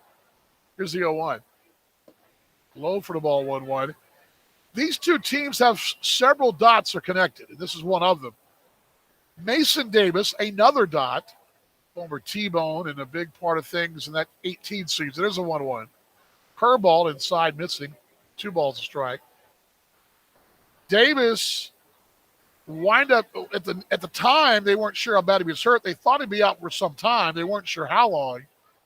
By the time we got there in late June, he was actually had surgery. Low and away here, 3-1. When they traded for Sierra, they needed a shortstop, needed somebody in the middle. And Sierra was traded. Our return was Jake Mathis, who's been very, very important in this ball club. 3-1. Walking ball 4, the first base runner for the Milkmen here. Bringing up Aaron Hill, who's batting .271. But Sierra winds up there, and they bring Sierra in kind of just in case, and it winds up being a just in case because it was a bad scenario. Our friend Mason Davis, when we were there in town, I believe the Wednesday we were there, he had surgery that day, or maybe it was the day before. But I know the final game of the series, he was there, swinging away, but it's 1-1, and had shoulder surgery, was in a sling, and he was there the next day, though, and cheering his teammates on. Really pulling for Mason to get back to 100% and fine young man out of Georgia. Sierra leads at first, the 0-1. Low and away for the ball, 1-1 to Aaron Hill. To the Sierra free transportation to first. 2-0 Kansas City in this third inning. 1-1. Low and away, 2 balls a strike. Sampson, we talked about this with Joe Capietra. The outing was not bad last week on Sunday in Chicago. Overall, the only thing that stands out that really was the deciding factor was the walks. Take a couple of those walks away, it's a different ballgame. 2-1. Swinging away, 2-2. The count's even here. For Sampson, from Tampa, Florida. But 4 1/3 on Sunday, 4 earned, 4 hits, 6 strikeouts with 6 walks. 2-2. Hit out toward right. Guerrero backs up the step, now comes in 4, 5, 6, 7. There he is, makes the play, and out number 2 in this third inning. Prior to that, Sampson on the 10th of August against Sioux City, 6 innings, 2 earned runs, 4 walks, 6 strikeouts. A great start to that road trip for the Monarchs, but 4-3. You got a 7-1 win on the 4th of August at Fargo. 1 earned run against those Red Hawks, 5 walks, 8 strikeouts. Low and inside 1-0. As Joe was talking about today, you don't have to tell a guy like Sampson. He knows he missed inside with the Vertigan. He knows. You don't have to go and tell him, hey, well, don't want to walk anybody. Showing a bunt, pulling back, it's low, it's 2-0.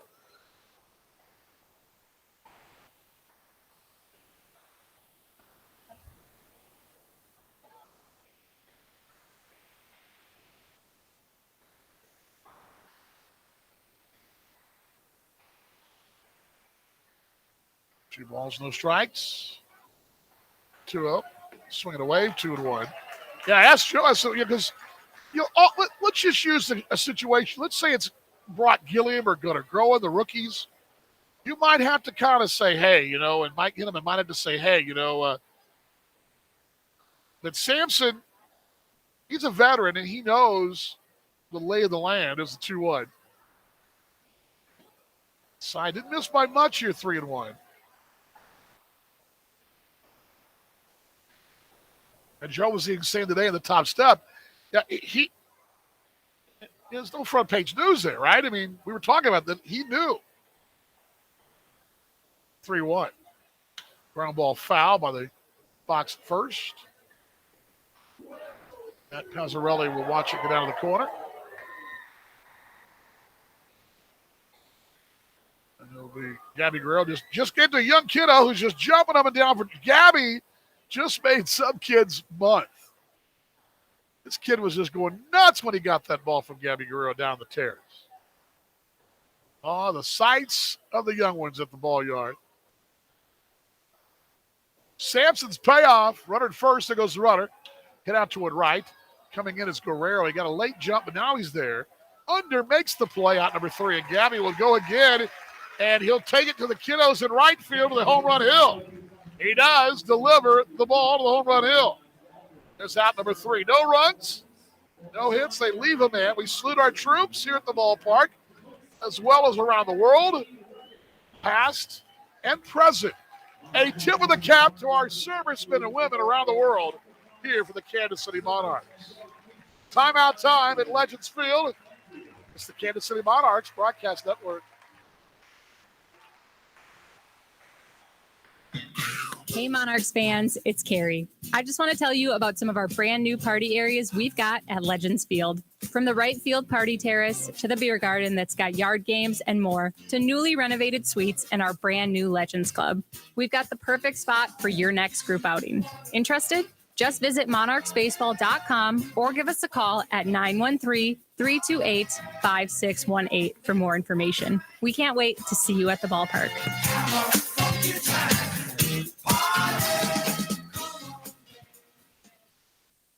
That to-do list you have needs one more thing. Chill. It's an easy thing to do. Just crack open an ice-cold Coors Light and chill. Take the afternoon off and binge watch anything. Go to happy hour and stay for a couple hours. Who's counting anyways? Or hang out with just your dog because you've had enough human interaction this week. Whatever you do it with a Coors Light. Mountain cold refreshment made to chill. 2020 Coors Brewing Company, Golden, Colorado. Celebrate responsibly. In America, the future belongs to everyone. So we built the trucks of the future for everyone. Ford F-Series, America's best-selling trucks for 44 years straight. Built for performance and capability on and off-road. Because the trucks of the future aren't built for a few. They're built for America. Ford F-Series. Drive one today. Based on 1977 to 2020 calendar year total sales. This is Jamison McGrain of the Kansas City Monarchs. Follow us all season long right here on your home for Rain Reborn, the Monarchs Broadcast Network. Thank you, Jamison. As we go the home out of the third inning, it's 2-0. And hold on, before I bring you, let me do this real quickly here. Hold on, let's see here if this works here. I think it does.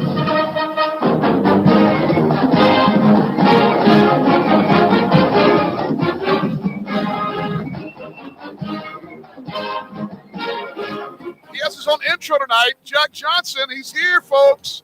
He's here. He's here. It's like a cheer you guys do, like go, KU, go, or something. Good job.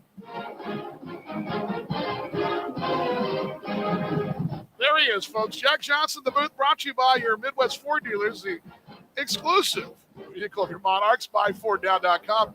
You got your own intro music. Congratulations, sir. Your Jayhawks are in town.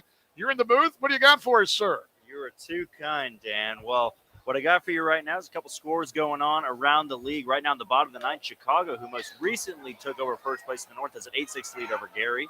Little pop fly at the shallow left by McCullough as Sierra will track it down there just in shallow left field. The shortstop went away and continue. After being postponed last night, Kane County was able to shut out Winnipeg and win that one 3-0 over at Shaw Park. That game was finished up in 2 hours and 2 minutes.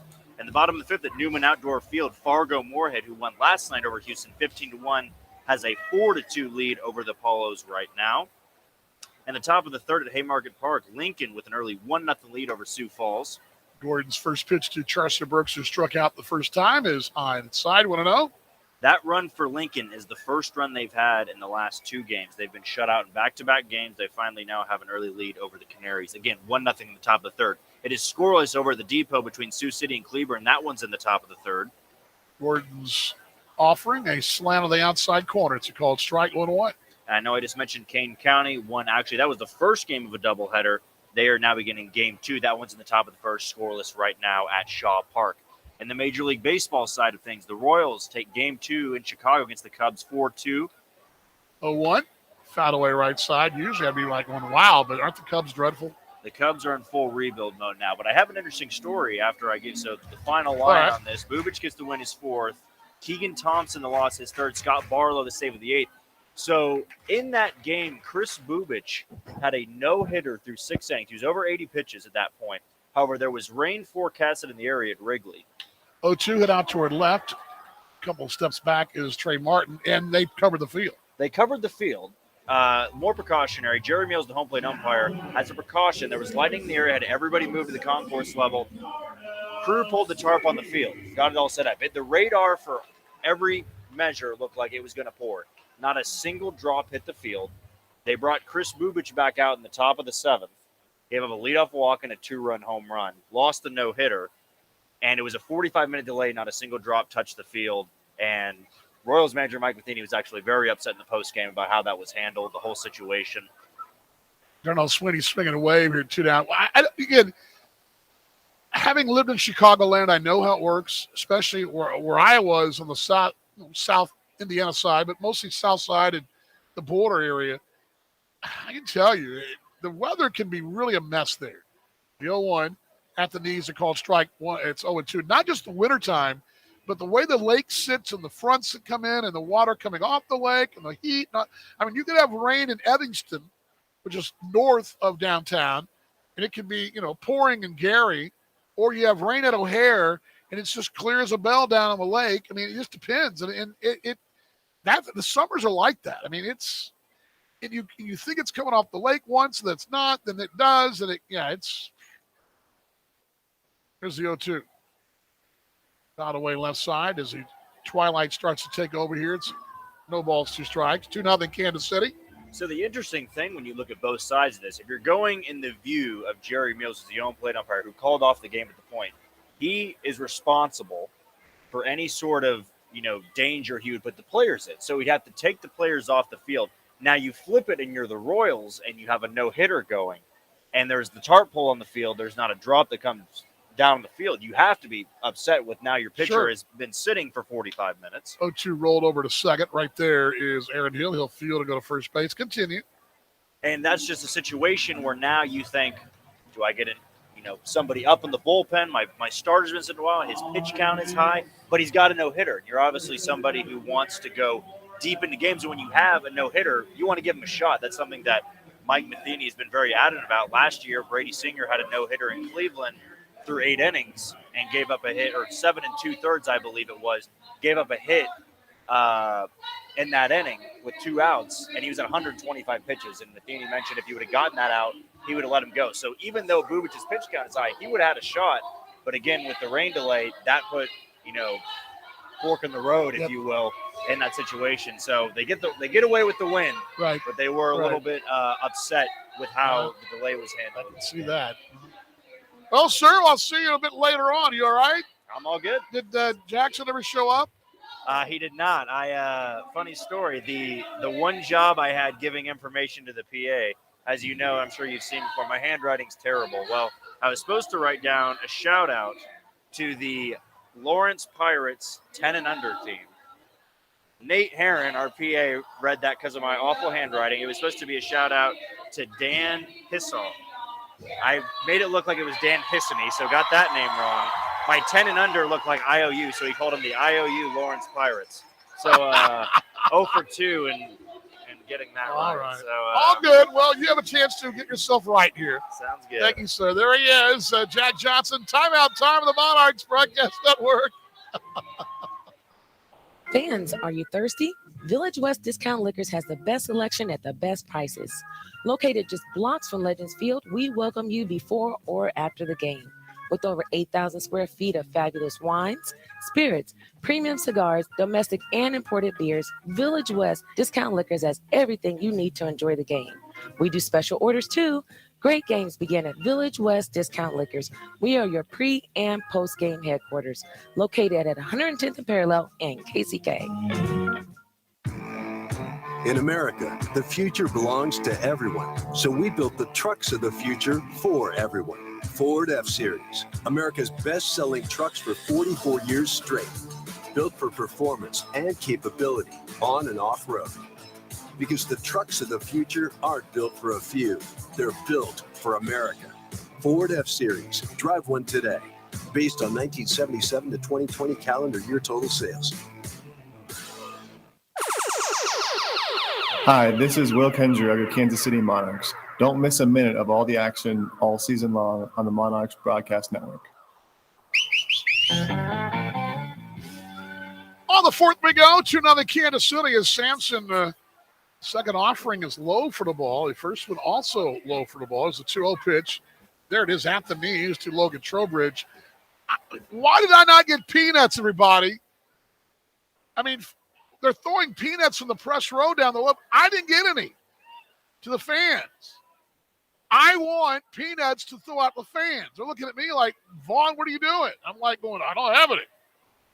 At the knees, they're called strike 2-2. I mean, folks were expecting me to throw them out, and I didn't get any. I mean, how has that happened? Come on now. Grief. Got a bone to pick with some folks there. It's 2-2. Blowing away 3-2. Kind of tongue-in-cheek here, but I mean, again, a little bit. I'm a little salty about it, like those peanuts probably are. But, I mean, I throw out stuff in Fargo for crying out loud more than I do here. Come on, folks. Pass it on down to old Dan. Here's the payoff. Foul back. Got a piece to stay alive here to Logan Trowbridge. Bounced to short. Sometimes, because of where I'm located in the press room, kind of the middle of the press box, and I'm hunkered down, and I'm here early and I'm here late, folks just forget, I guess. But someone out there in Morgan's staff's going to hear from me. That's all I know. Here's a payoff. Get out toward left. Over is Willis. He is there just shy of the track, and he'll make the play. And what a way here this fourth inning.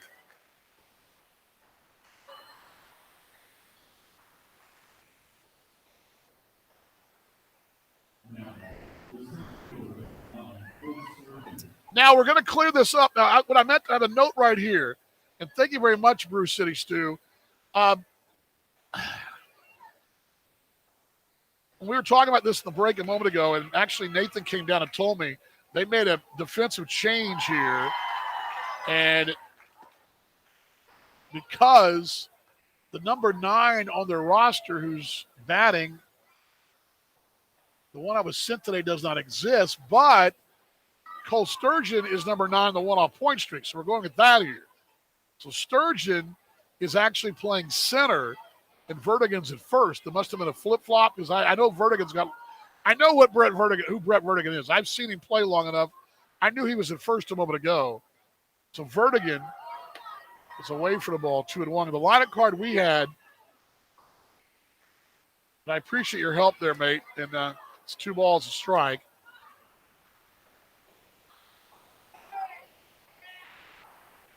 It's 2-1. Low for the ball, 3-1. By the way, before I go too far, I'll make sure that we weren't clerically just didn't do it right because Anthony and I did exchange lineups earlier. Ball 4, he walked him, and Sturgeon aboard here. Second walk tonight.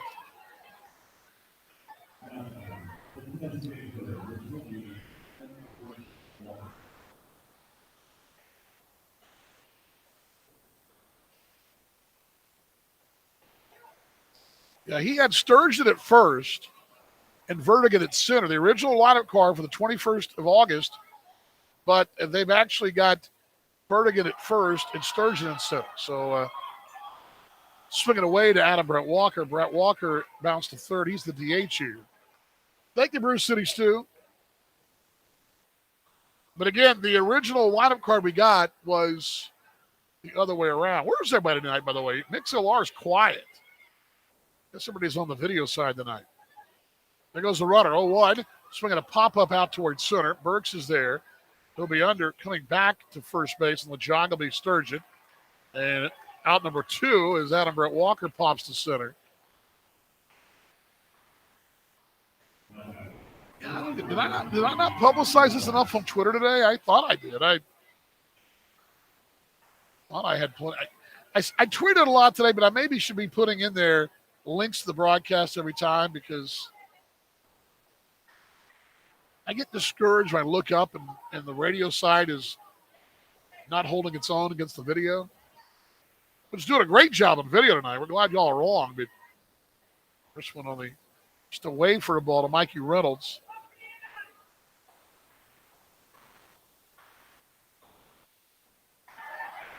Two nothing Kansas City in this 4th inning. Outside corner, it's called strike 1-1. Reynolds struck out his first time up. I knew I did a Facebook post, but maybe I didn't do a tweet. I'll see.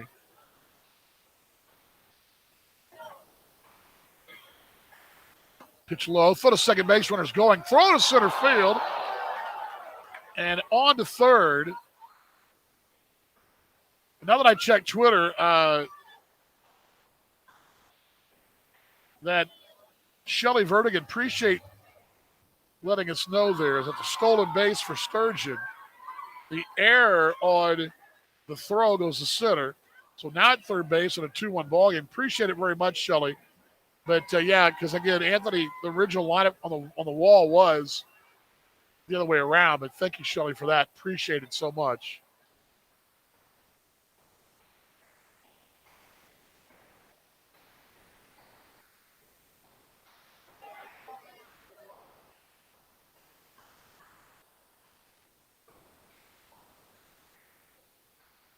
Two balls, a strike, 2 down, runner third here. Here's the pitch.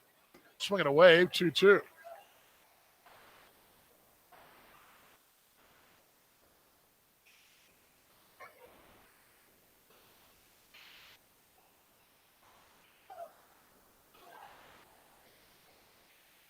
Two balls, 2 strikes. The wind, the deal, the wheel from the right-hander. Down low and away, 3-2.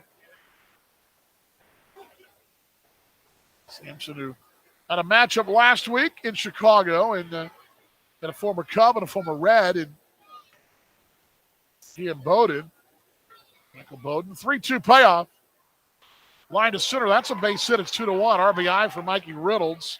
Reynolds has his 4th, and Reynolds, who was just picked up about a fortnight ago, has an RBI, and the Monarchs lead is 2-1 here. So Reynolds, place he spent a little time at, makes it 2-1.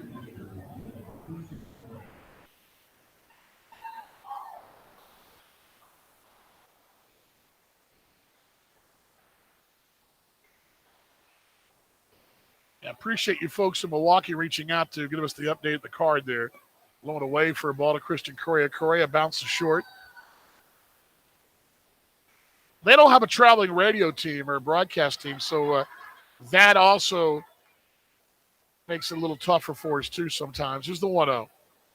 There goes the runner. Swinging a liner foul. Look out down the left field line. It's 1 ball, 1 strike. One of the highlights of the 2019 season for me in July was when Christian Correa was playing for Team Columbia. And I believe it was the Pan Am Games. I think that's where it was. He had a home run for them.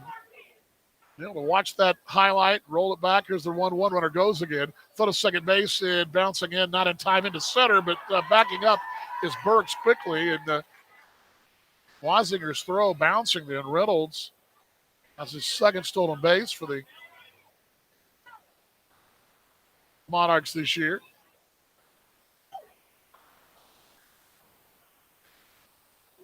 Glad you're here, baseball fan. KCWD40 as well. You have to listen. That's just a requirement of a bride for the broadcaster. Running second, 2 balls a strike, 2 down, 70th pitch coming for Sampson here. 2-1. Line foul again, left side, 2-2. It's 2-1 Kansas City in the 4th inning.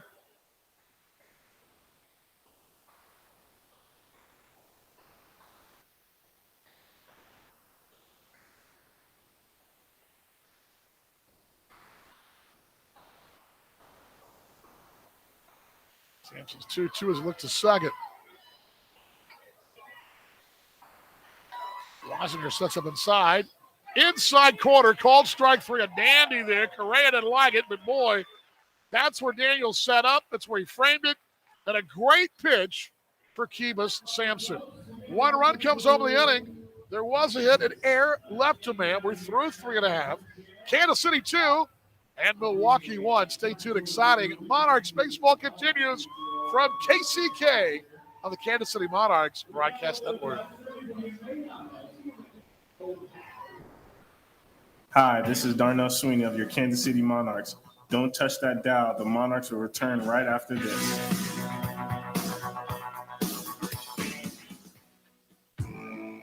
In America, the future belongs to everyone. So we built the trucks of the future for everyone. Ford F-Series, America's best-selling trucks for 44 years straight. Built for performance and capability on and off-road. Because the trucks of the future aren't built for a few. They're built for America. Ford F-Series. Drive one today. Based on 1977 to 2020 calendar year total sales. Hey Monarchs fans, it's Carrie. I just want to tell you about some of our brand new party areas we've got at Legends Field. From the right field party terrace to the beer garden that's got yard games and more, to newly renovated suites and our brand new Legends Club. We've got the perfect spot for your next group outing. Interested? Just visit monarchsbaseball.com or give us a call at 913-328-5618 for more information. We can't wait to see you at the ballpark.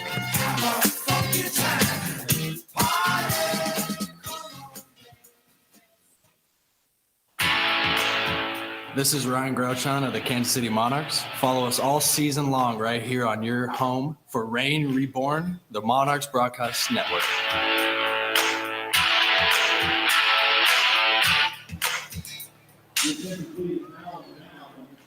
Oh, a beautiful night for baseball in Kansas City. The twilight takes over. Good crowd of land.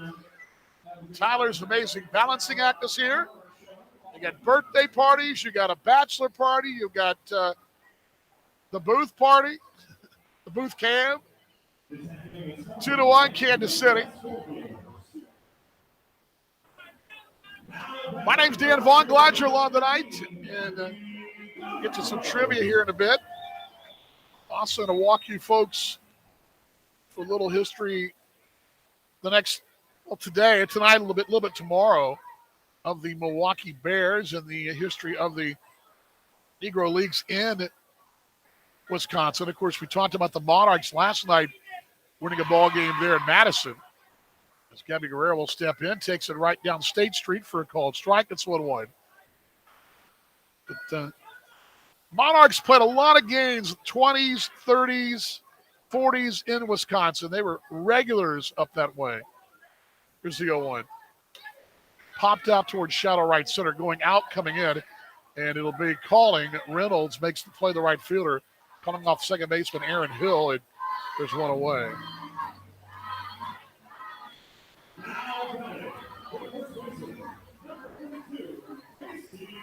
There's Casey Gillespie. And what would happen when the Monarchs would go to Chicago, for example, to play the American Giants, or Detroit to play the Stars, or even Milwaukee in 1923 to play the Bears, wherever they would go at that direction, and the train line obviously, it's part of that, but they took their own, they took the team buses later years at the knees to Gillespie 1-1. But they might be playing a league game, say in Indianapolis, and they would stop off and play, maybe a weekend series there. But on the way coming and going, they'd play games along the way. The 0-1. Inside 1 strike. A normal trip to Indy might include a stop on the way up in Madison or in somewhere in Illinois or Angola, Indiana. No, that'd be on the way to Indianapolis. Then coming back, you might do the same thing again. Stop in South Bend, maybe Madison again, or over in Sioux City, Sioux Falls, Des Moines, Lincoln, somewhere. And I know it's not a straight shot, but you kind of came around that direction and made those stops, those major cities or larger cities that missed away with it 2-1. So thus the Madison Blues got multiple opportunities to face the Monarchs over the years. Here's a hit out toward right. Reynolds over in the gap, tracks it down, reaching up, and kind of a little doink on it. It maybe down around the trademark just a little, and that may have kept that thing from really traveling into the gap in right center, and Reynolds got a good jump on it.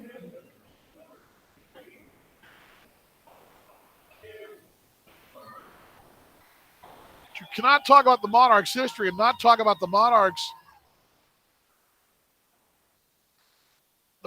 having, they play the league games. And then in the 1930s, when the league came back in the late 30s, they'd often play league games in 30s and 40s in some of these cities as well.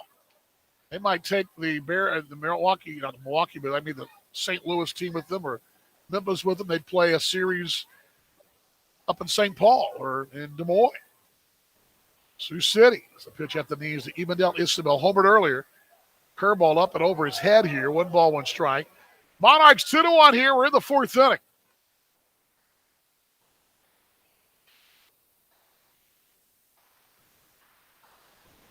Yeah, Bruce City Stew, there was major confusion yesterday, and we got a roster from Milwaukee today, but it's not 100% correct either. Here's the 1-1. Low and away, 2-1. The one we got was sent to us, and we really appreciate them doing that. And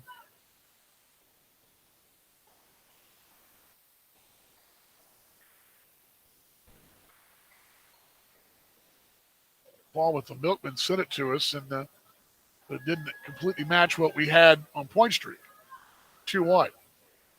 Found away right side. And again, they don't travel with the radio broadcaster or, and I know they had I believe there was some kind of change in the media relations department too. Rock Ventures is a leader in sports and minor league sport.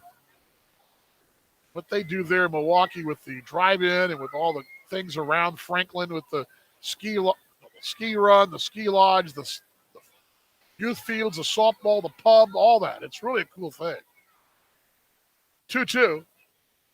Curveball a little high here, 3-2, but they're right now, I believe, looking to find someone to kind of be a media liaison. And not a traveling broadcast crew or a person. It's kind of usually that's when I go on the road next week in King County, I'll have the roster, I'll have it with me, and I'll make sure it's correct and it's entered properly and all that in the point streak system. 3-2 payoff. Swinging away, got him. And Robbie Gordon, 1-2-3 for the third time tonight, but he trails at 2-1. We're through 4. Monarchs baseball continues from Kansas City on the Kansas City Monarchs Broadcast Network. That to-do list you have needs one more thing. Chill. It's an easy thing to do. Just crack open an ice cold Coors Light and chill. Take the afternoon off and binge watch anything. Go to happy hour and stay for a couple hours. Who's counting anyways? Or hang out with just your dog because you've had enough human interaction this week. Whatever you do it with a Coors Light. Mountain cold refreshment made to chill. 2020 Coors Brewing Company, Golden, Colorado. Celebrate responsibly. In America, the future belongs to everyone. So we built the trucks of the future for everyone. Ford F-Series, America's best-selling trucks for 44 years straight. Built for performance and capability on and off-road. Because the trucks of the future aren't built for a few. They're built for America. Ford F-Series. Drive one today. Based on 1977 to 2020 calendar year total sales. Fans, are you thirsty? Village West Discount Liquors has the best selection at the best prices. Located just blocks from Legends Field, we welcome you before or after the game. With over 8,000 square feet of fabulous wines, spirits, premium cigars, domestic and imported beers, Village West Discount Liquors has everything you need to enjoy the game. We do special orders too. Great games begin at Village West Discount Liquors. We are your pre- and post-game headquarters, located at 110th and Parallel and KCK.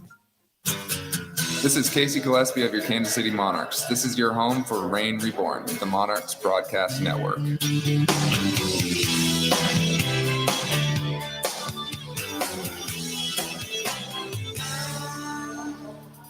Great job for Carey interviewing Emerson Peavy, one of our team. And Emerson last night, and I'll tell the story because I went down and jumped behind the camera just because I wanted to wave and be like a knucklehead. Like, look at me, Mom, I'm on TV.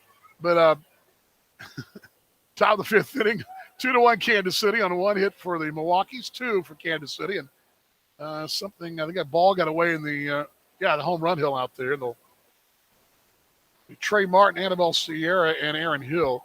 But Emerson, she'll join us a bit later. I'll get her down here in the later innings. But Emerson, last night during that whole tarp pull incident, went under the tarp, including phone. Pitch away for the ball, 1-0. And phone was under the tarp all night. And she was like, well, and there was no way to get it because you had equipment on it, you had stakes on it, you had all kinds of things holding it down. There's a bouncer to the left side. McCullough's there.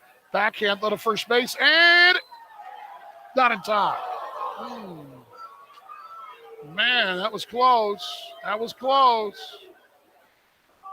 The tie going to the runner, apparently, and Trey Martin legs it out. Infield single there. And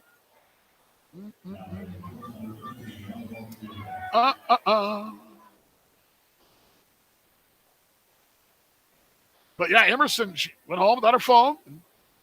They pulled tarp at 9 this morning, and lo and behold, there was a phone. And said phone was working. And said phone is in one piece. And Emerson, who took one for the team under the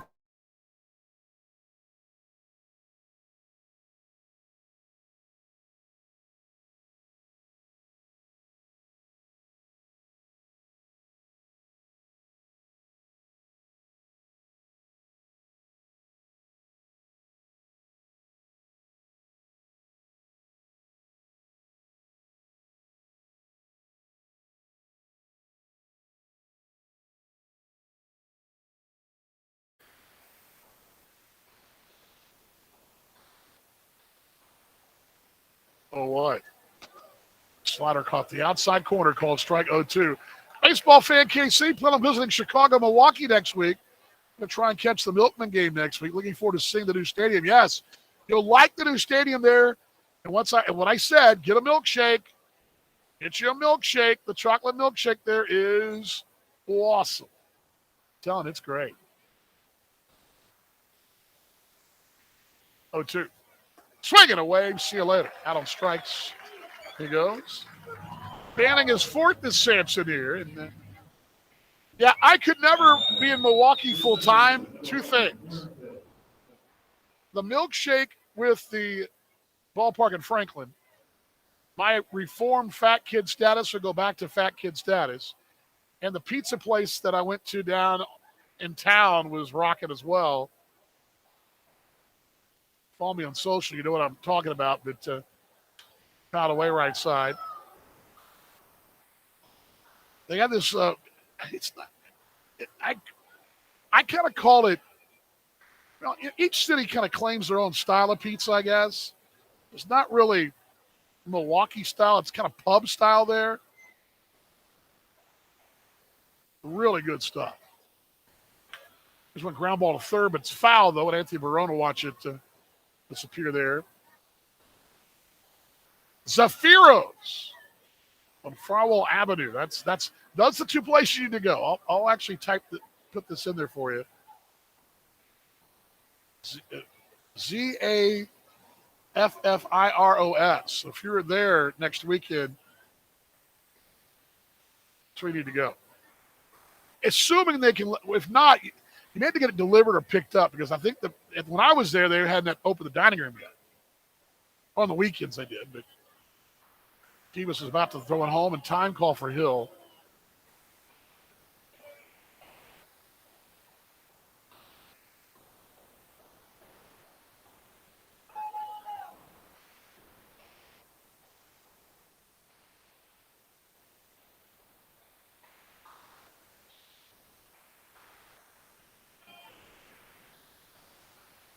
Thank you, brother Jeff.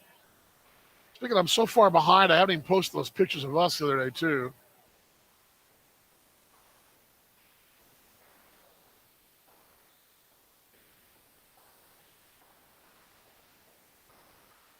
Oh, 2, runner goes.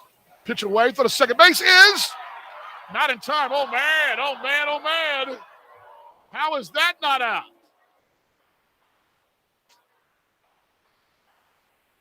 Oh, good grief.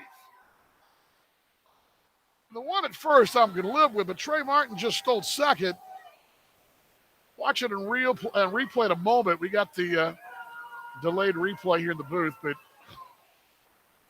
Sweeney really wanted it, and Darnell's like waiting for the ball. Well, there'll be a moment, but yeah, if you're going up there next weekend, my recommendation is chocolate milkshake, Franklin Field, and the pizza there, the pub pizza at Zaffiro's. 1-2 from Sampson. Ground ball up the middle. That'll be a base hit. This could be tied up here. It will be. And the blown call at second will cost you a run there. Oh, man. 2-2 ball game. RBI for Aaron Hill right there, right back at the box. I hope that call, I really hope for the association side of things, that call was a good one, because it just cost you a run right there. Oh, good grief. Good grief. Jet Minton, you missed it, sir. You missed it 100%. You guys missed that call, sir.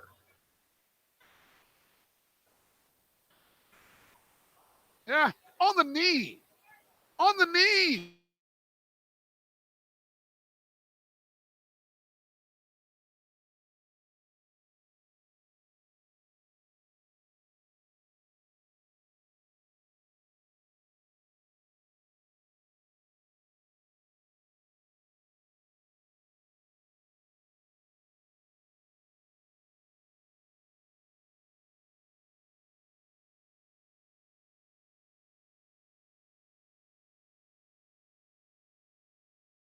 We look at video, but goodness.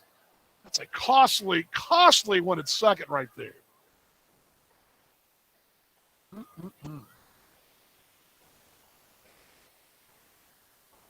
Oh, one, there goes the runner. Go to second base, and this time he's in there by a mile. See, that's safe.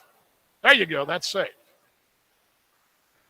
Aaron Hill just stole his 23rd, I believe. Now, here's the deal with Milwaukee. They steal lots of bases. That's what they do. They are top 3 in the league, and the tape tells us for Milwaukee, they're a lot like watching Sioux City. That just sets them up right here.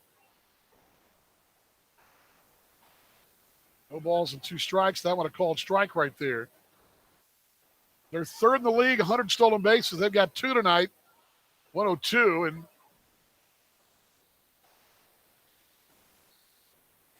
Sampson looks to second, a 2-2 ball game here in this 5th inning.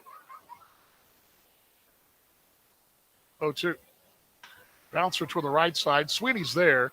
Runner will go to third, though, and Darnell will field and get Vertigan at first base, 4-3. So Vertigan retired there. 2 down, runner thirds will go ahead and run here.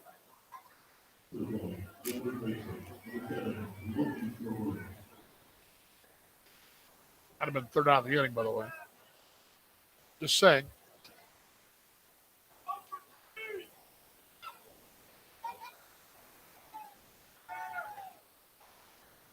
The RBI for Hill was his 38. Leading run at third now. 2-2 ball game, the fifth inning. Showing a bunt, laying it down toward third, though. It goes foul. Good idea, but a bunt for a hit right there, Trowbridge.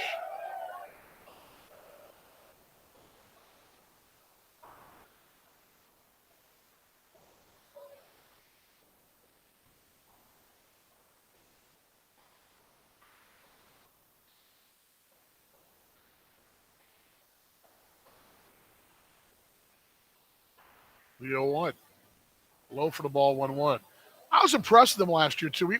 I watched more association ball than I ever, obviously I watched the Monarchs, but more other association games than I ever had before. And I was really impressed with what Anthony Barone did last year in that challenging season. Is the 1-1. Swinging a foul back off the, that's going to be catcher's interference there. So interference on Wassinger, who's having a bit of a time now with the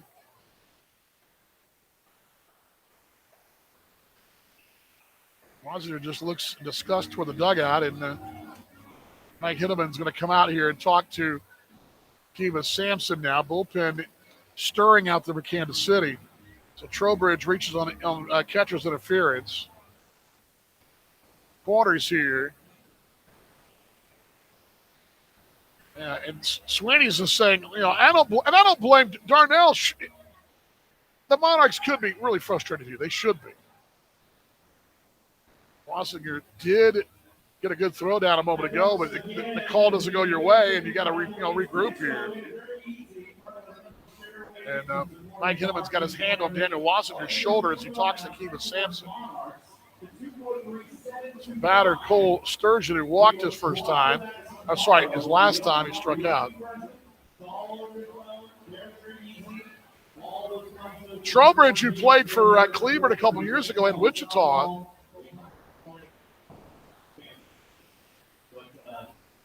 He's second year in Milwaukee, but Milwaukee, you think back for last year, 60 ball games, shortened season. You had all the, the COVID issues. It was the height of the COVID situation. Now it's got to come back a bit, but last summer was a mess. We all know that. They did a great job really righting the ship and staying focused. Ground ball right side into right field. That's a base hit through Gillespie and through Sweeney. It's 3-2 as the Milkmen have a lead here. Sturgeon just rolls it through a seeing eye grounder. A little roller to the right side. That gets through. Oh, man, what a frustrating inning here for Kansas City. Now the Milk have a lead here, 3-2. Again, you go back to that no call at second, it just starts to unravel here. Now they've got a lead, and Robbie Gordon looks like the real deal tonight on the bump for Milwaukee, and now you've got to come back here. Adam Brett Walker, 0 for 2. So a single RBI. It was the 12th driven in for Sturgeon. So interference at third now, and runner at first base. Swinging away for Brett Walker. It's 3-2 now, and Sampson, pitch number 89. Bullpen has been stirring. It looks like someone stretching out there. Oh, what? Just away with it. 1 ball, 1 strike.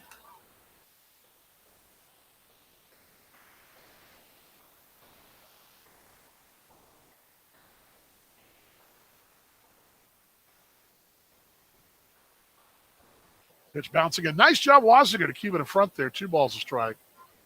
Sturgeon out of, we talked about, I think we mentioned this last night, out of Louisville. University of Louisville. Red Sox 10th round pick and 14th. Began this year in Lexington.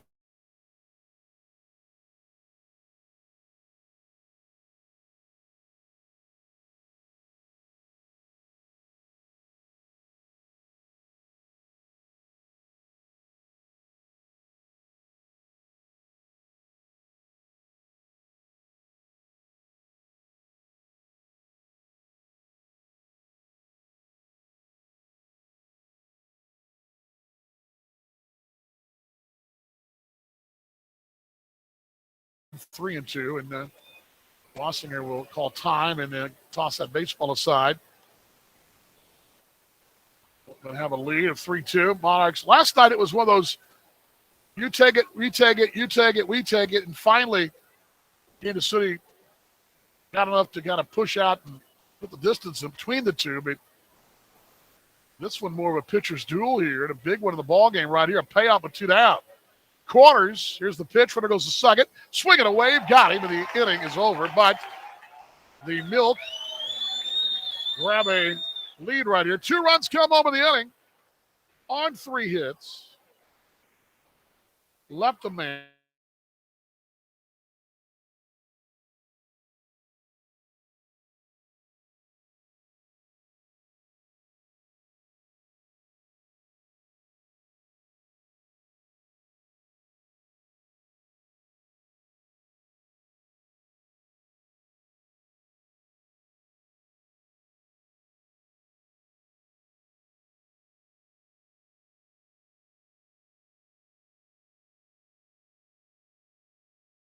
Also, test drive before you buy, so you know exactly what you're getting. Plus, get history reports, vehicle inspections, Ford warranties, and the expertise of factory-trained techs. Visit FordBlueAdvantage.com today. Hi, Monarchs fans. Dan Vaughn, voice of the Monarchs. I want to tell you about a charity I feel very strongly about and support here at the Metro Kansas City area. That's the Ronald McDonald House Charities in Kansas City.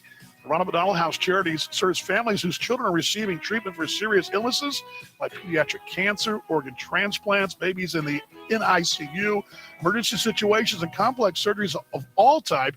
Provide a home away from home for those families as those kiddos are trying to get better in our hospitals in our area. For every stolen base this year, I pledge $2 to the Ronald McDonald House Charities of Kansas City. I hope you'll join me in doing the same. Visit them at rmhckc.org. That's rmhckc.org today. The Ronald McDonald House Charities of Kansas City.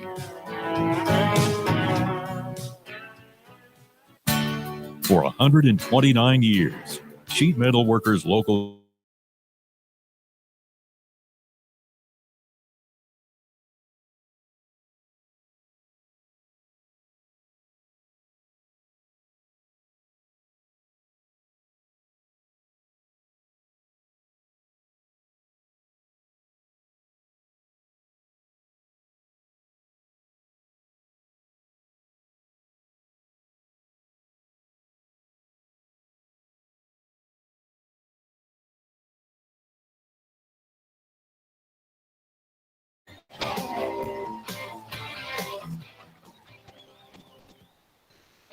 Three runs on 4 hits and no errors for Milwaukee. 2 runs, 2 hits, 2 errors for Kansas City. I did mark down an error a moment ago, and do that to get the book cleaned up. As Colin Willis will lead things off in Kansas City. Robbie Gordon has the lead here, and he's gone 4 innings tonight, 61 offerings, and for that 2-run home run in the second, he is back to dealing here, swinging a wave here, 1-1. 4.43 their team ERA. That leads the association. Tops in the league, and this young man out of St. Louis, part of the plan here. Oh, the bullpen, though, but he's now gone longer, and he's gone all season. Here's the 1-1 to Willis. Breaking ball at the knees. They called strike, 1-2. Boy, just playing pitch and catch here, and tomorrow, expect to see tomorrow anyway.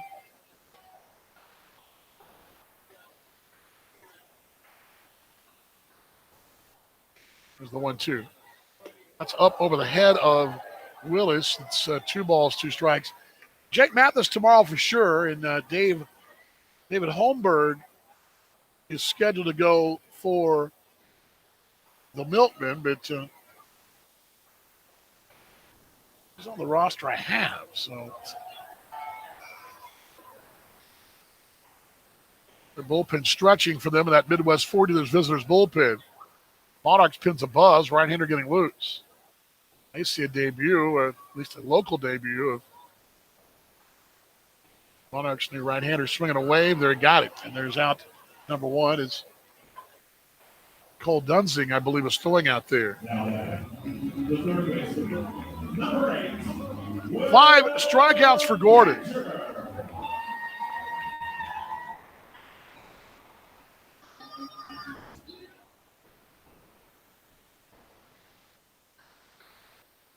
Baseball fan KC says he's going to do a double dip, do a Brewers game and the Milkmen at night, and the day before doing Cubs and the Dogs. Low for the ball, want to know. That's pretty cool. Those cities you can do that, but boy, you can.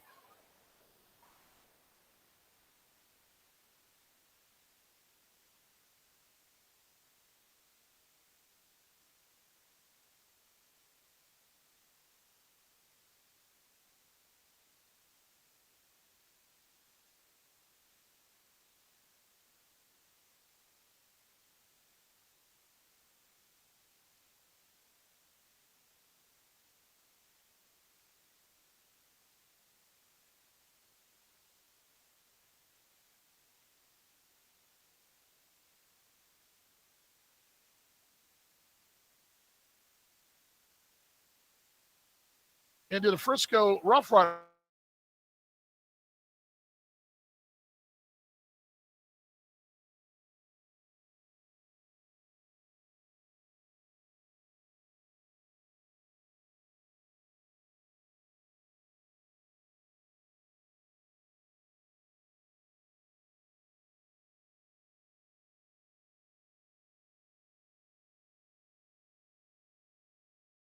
Three-zero. I caught the outside corner barely here, 3-1. Maybe a little high, but on 3-0, you're going to get that usually, and you do get it.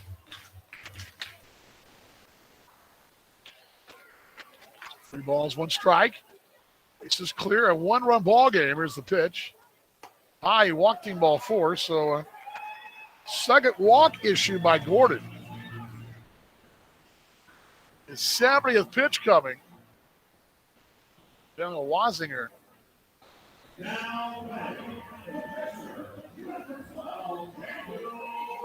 John says, how we doing? Watch the Reds turn 5 tonight. Double plays in the infield tonight. John, a big Reds fan, Cincinnati. I talked about them. That was tonight's flashback moment, actually. Part of it, swinging a wave 0-1. On this date in Monarchs history, brought to you by Coors Light, there was 2 items today. One was the passing of J.L. Wilkinson in 1964. The baseball innovator and Hall of Famer passed in 64 here in Kansas City on this date. 3-0-1. Inside missing, 1 ball, 1 strike. The other item, though, came from Crosley Field in Cincinnati, where the Monarchs played the Indianapolis Clowns on this date, a 4-1 winner over the Clowns on a rainy day in Cincy. Low for the ball, 2-1. They're expecting a bigger crowd that day, but apparently rains. It was a Clowns home game now as Christian Cray is calling time here to go out and talk to Robbie Gordon. He'll be joined by Logan Trowbridge, the third baseman. But yeah, the Clowns were hosting that series, and they're playing single games over the course of the summer there in Cincinnati. And in that ball game, Satchel Paige pitched a 3-hitter, allowing 1 run. Also had a double that scored in 2 runs. So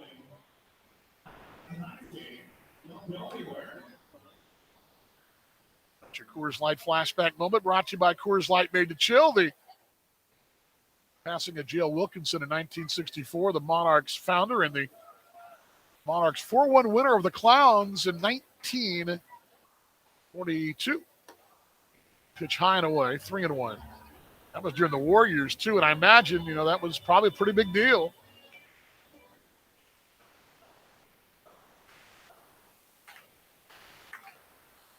Baseball fan asking about the double play record. I would, it's probably curveball on the outside corner, 3-2. Right up full here, big pitch in the ball game, and their bullpen is up and buzzing now. Right-hander, the league's leading staff ERA-wise out there. At first is Kinger. Snap throw back over. Back in their standing as Vertigan, as we mentioned earlier, is actually at first, not at center.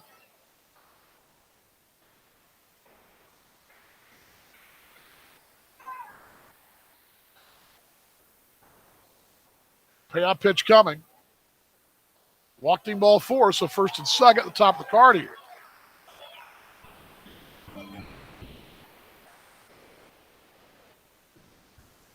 The right-hander, I believe, is ready. Will they go get him? And they're going to come out now. Here comes Anthony Barone now. Anthony Barone with the best coaching shoes in the association.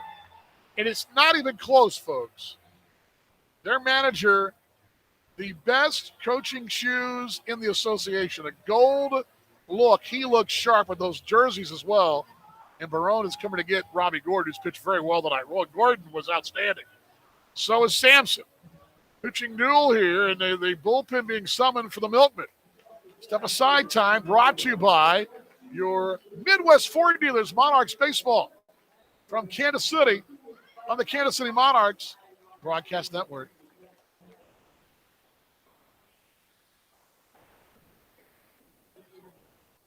From vintage sneakers to bacon-scented soap to water fountains for your pet, all can be had with a few simple clicks. Problem is, you never really know what you're going to get until they show up at your door. Introducing Ford Blue Advantage. It's used car buying that's built for you. Not only can you shop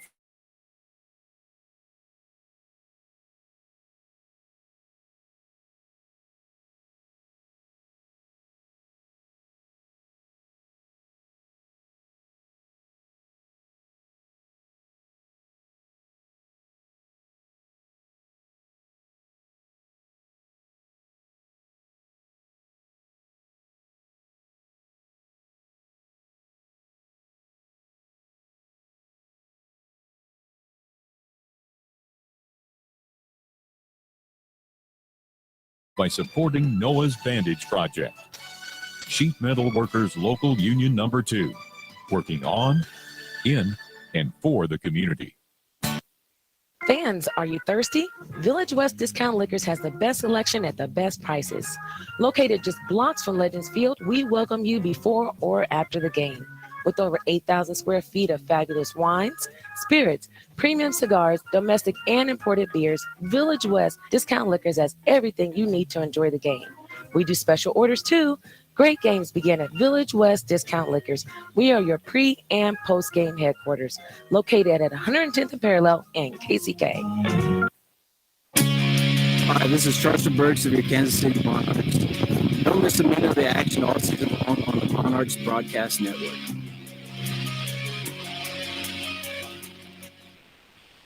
On the bullpen door swing, that Midwest Ford Dealers Visitors Bullpen, brought to you by Midwest Ford Dealers. BuyFordNow.com, the exclusive vehicle of your Monarchs. Right-hander, it'll be Kyle Mora. 6'3", 220. Playing for the University of California at Los Angeles, UCLA. Taking over here. The numbers here for the right-hander. He's got first and second. Trouble brewing. One down, though, in this fifth inning. It's 3-2 Milwaukee.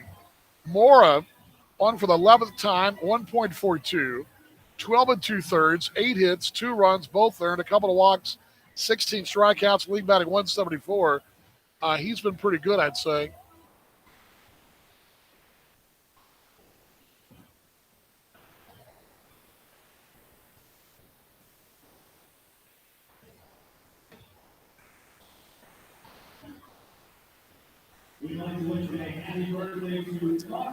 More out of Los Alamitos, California. He's a redshirt senior this last year. 21 relief appearances for the Bruins. Second team preseason All-American D1 and a 2-2 record, 1 save, and a 4.81.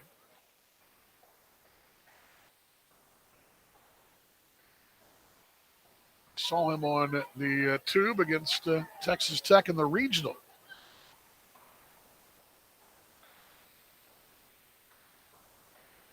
There's McConnell 0 for 2. 3-2 Milwaukee, fifth inning. Evening fully upon us. The lights aglow above us at Legends Field in Kansas City. McConnell swinging a wave, 1-1. Oregon last night hit the 129th home run for the ball club. That's a new association mark.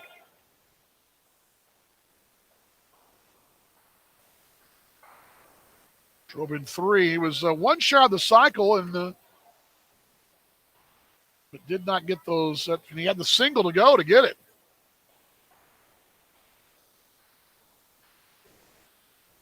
Oh, what? It's bouncing in for a ball, 1-1. 1 ball, 1 strike. Conversation going. No idea about the record for those tonight. 4.63 or 6.43. The fifth was a 1.43.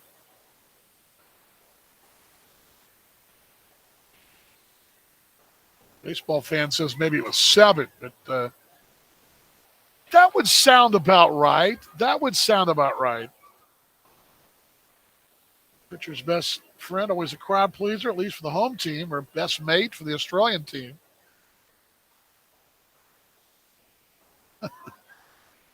Checks me to go around on a pitch in the dirt, and he did not. It's 2 balls a strike. Bruce City Stu says the pitcher's best friend is the sticky stuff MLB is trying to get rid of. You're right, mate. You're right on that. John says the best Crosley Field story was in 37 during a flood in January that year. Mill Creek overflowed. The water was so deep, 2 players actually rowed a boat over the center of the wall, which was 12 feet high.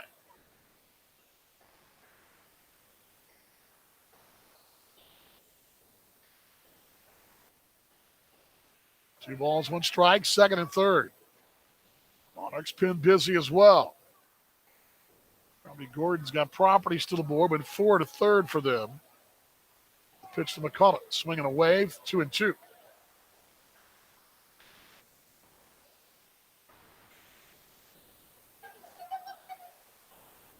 Been really, really good as staff. And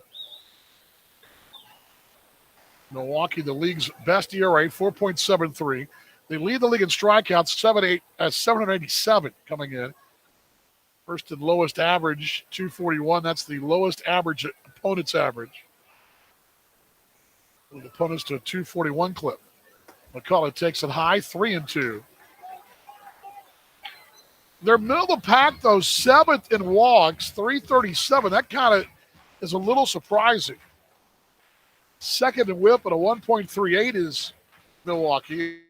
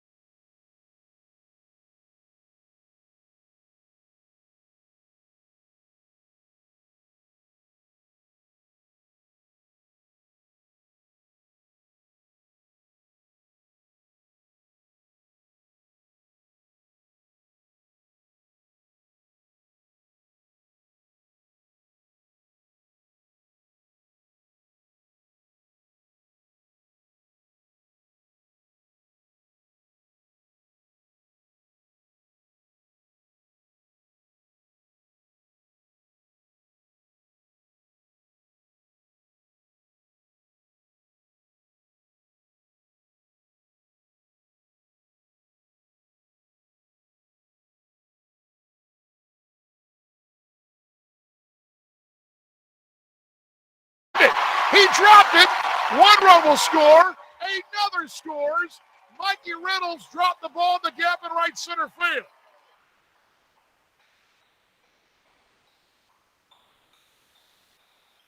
Reynolds in the gap, reaching up. He had it in his glove, and it slips out and falls into the grass, and the Monarchs score 2 runs. Maybe some justice there, but Mikey Reynolds, a tough break right there.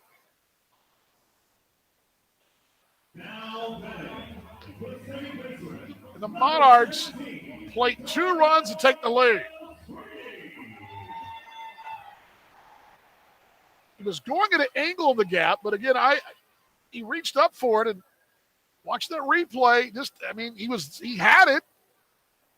Burks winds up at second base. Well, you have to make a move on the run, of course, but here's Sweeney with 2 down. Inside here, it's 1-0. Yeah, it hit the glove. He squeezed it. And he was trying to kind of pull the glove in, and he kind of turned the glove. When he did, the ball came out. And he kind of tumbled as well. Runners both score easily there. It's a 4-3 lead for Kansas City. At the knees, a called strike, and it's 1-1 here. 2-base error. Both walks will score, and not the way you draw it up, but the Monarchs will take it. I was about to tell you the errors. Kansas City has been right around the bottom third of the league in errors, fewest errors this year, almost the entire way. Here's the 1-1.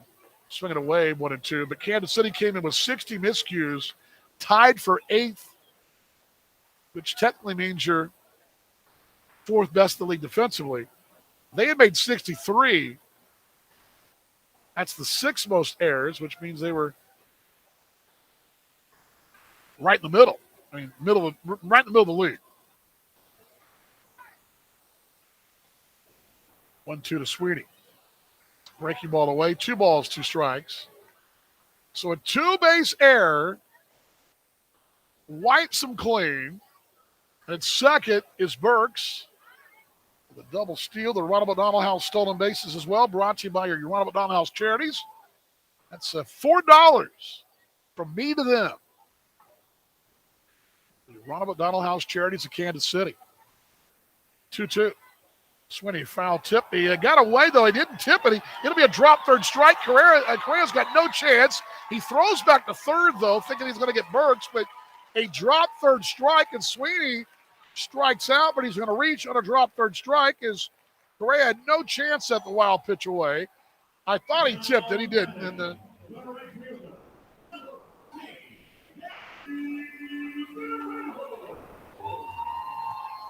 here's Gabby Guerrero.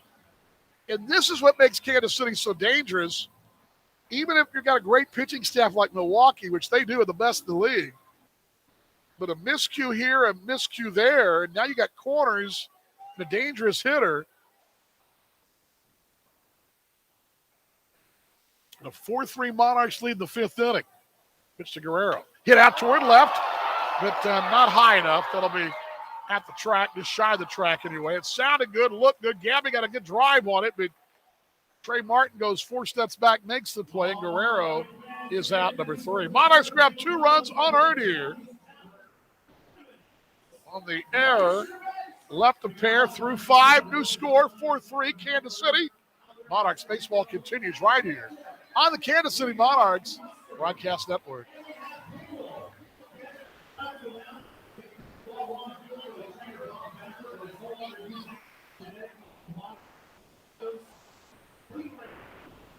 That to-do list you have needs one more thing. Chill. It's an easy thing to do. Just crack open an ice-cold Coors Light and chill. Take the afternoon off and binge watch anything. Go to happy hour and stay for a couple hours. Who's counting anyways? Or hang out with just your dog, because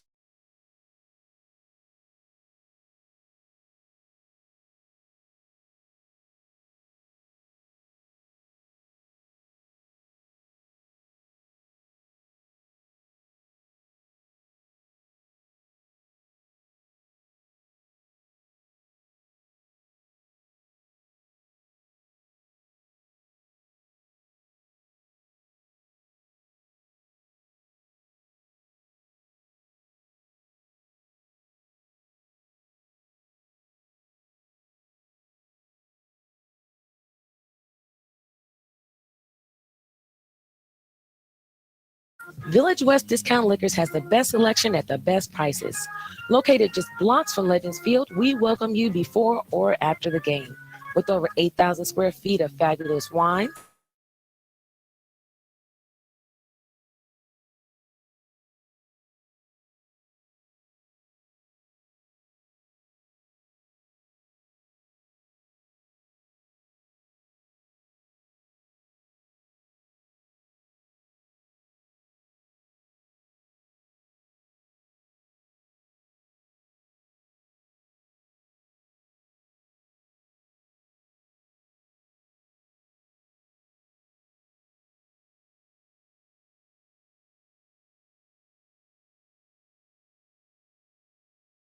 Park, Kansas native Cole Dunsing will take over for Kansas City here. He'll be facing for the Milk, Reynolds, Correa, and Martin here.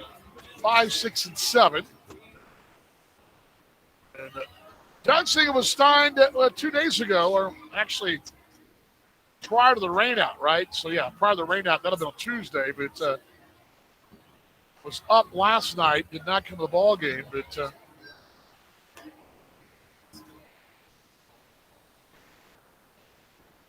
right-hander from locally, one of 2 Monarchs local. And folks, we have a very special birthday in outside section 108, celebrating their 91st birthday. Please welcome Johnny Davis. Happy birthday, Johnny. 91 years old. Johnny Davis, 91 years young tonight. He's at the ballpark. About that. Blue Valley Northwest High School in Overland Park. Angels 6th-round pick in 16 out of Blue Valley. Spent 16 through 19 with them, and then the COVID year back in 21. High A West Tri-City this year. 17 ball games, all in relief. 30 innings, struck out 33 at an ERA of a 6.30. Career numbers in 5 years, 11 and 23. A 7.07 as it's fouled back at 2-1.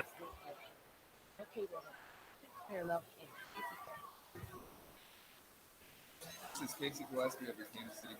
This is your home. 175, right-hander. The long blue sleeves on that hometown Monarchs KC, the 0-1. At the knees, a called strike, and it's 0-2. Dunsing wearing number 24. Now, Brock Gilliam, local guy, rookie out of college. Here's the 0-2. A little Ryan shot to second. Right there, a little humpback liner. And Mikey Reynolds retired on L4 there. We talk about perspective now in 2021. Brock Gilliam, local guy, playing for a place, he'd been at the ballpark, and he's kind of learning his game as a pro. Dunsing is a pro. He's been doing this for 5 years, and I'm looking forward to getting to talk to him a little bit more in detail about playing here locally as his pitch is high. I want to know. Obviously, if you grow up here, you would love to play for the Royals or at the K or whatever. I get that, but I also think it's pretty cool to play here. Here's the 1-0. Here's one hit out toward left, toward the corner. Over is Willis. Is that fair or going to be foul? It's going to be a fair ball. Make up your mind. It's a home run. Correa will touch them all here. And Joe Capietro coming out here. And third base umpire Jet Minton took a long time to call it there. And Correa just touched them all. It's his 11th, 37th RBI. And we're tied again. That's a close one there.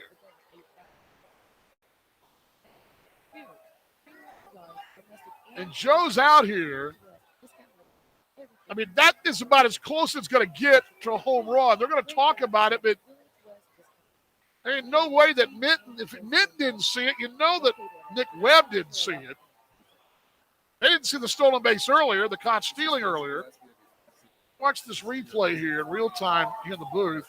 It's a towering fly in the left field line. Correa wasn't sure.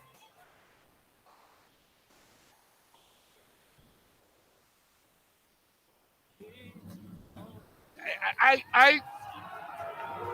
can't tell. But it took him forever to make the call here. Jet Minton is just standing there forever here, and Wassinger tells him something. Now, Minton's going to fire back because he's right. He's right here, folks, right? I mean, he's the umpire. He's always right. There's always a chance you can be wrong, sir. Wassinger makes a motion saying that's clearly foul. No, I can't tell you. I'm watching it again because I'm trying to call the game for you. Well, the person who catches it on the left of the foul pole, but the angle here is different. And my question is to Minton, as the pitch is inside 1-0, it took him forever. I mean, literally forever. He sat there and looked at it. 1,000, 1,000, and everybody was kind of waiting. Sampson, 5 innings, 4 hits, 3 runs, all earned. 2 walks, 5 strikeouts. Now we're at 4-4. Hit out toward left center field. Over is Burke still going. He will track it down. Yes, he does. There's out number 2. Well, good for Correa. Bad for the Monarchs. And bad for the men in blue.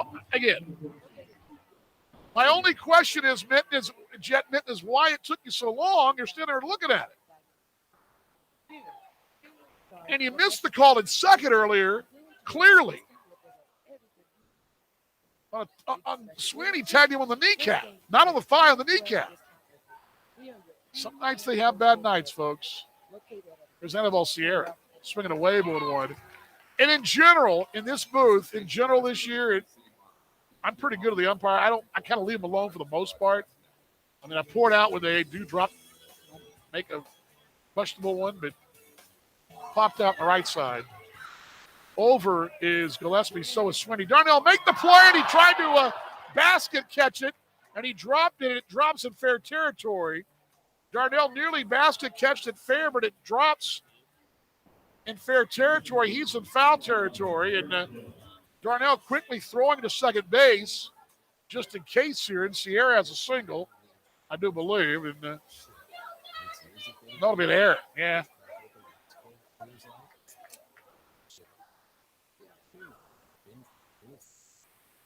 Sierra's aboard here, and Sweeney, Darnell is over right, and Gillespie's backpedaling. Sweeney gets over, glove under, but he off the glove and rolls into fair territory. He was still in fair territory when he touched it. It's an error. It's 3 for Kansas City. At the knees, a called strike to Aaron Hill.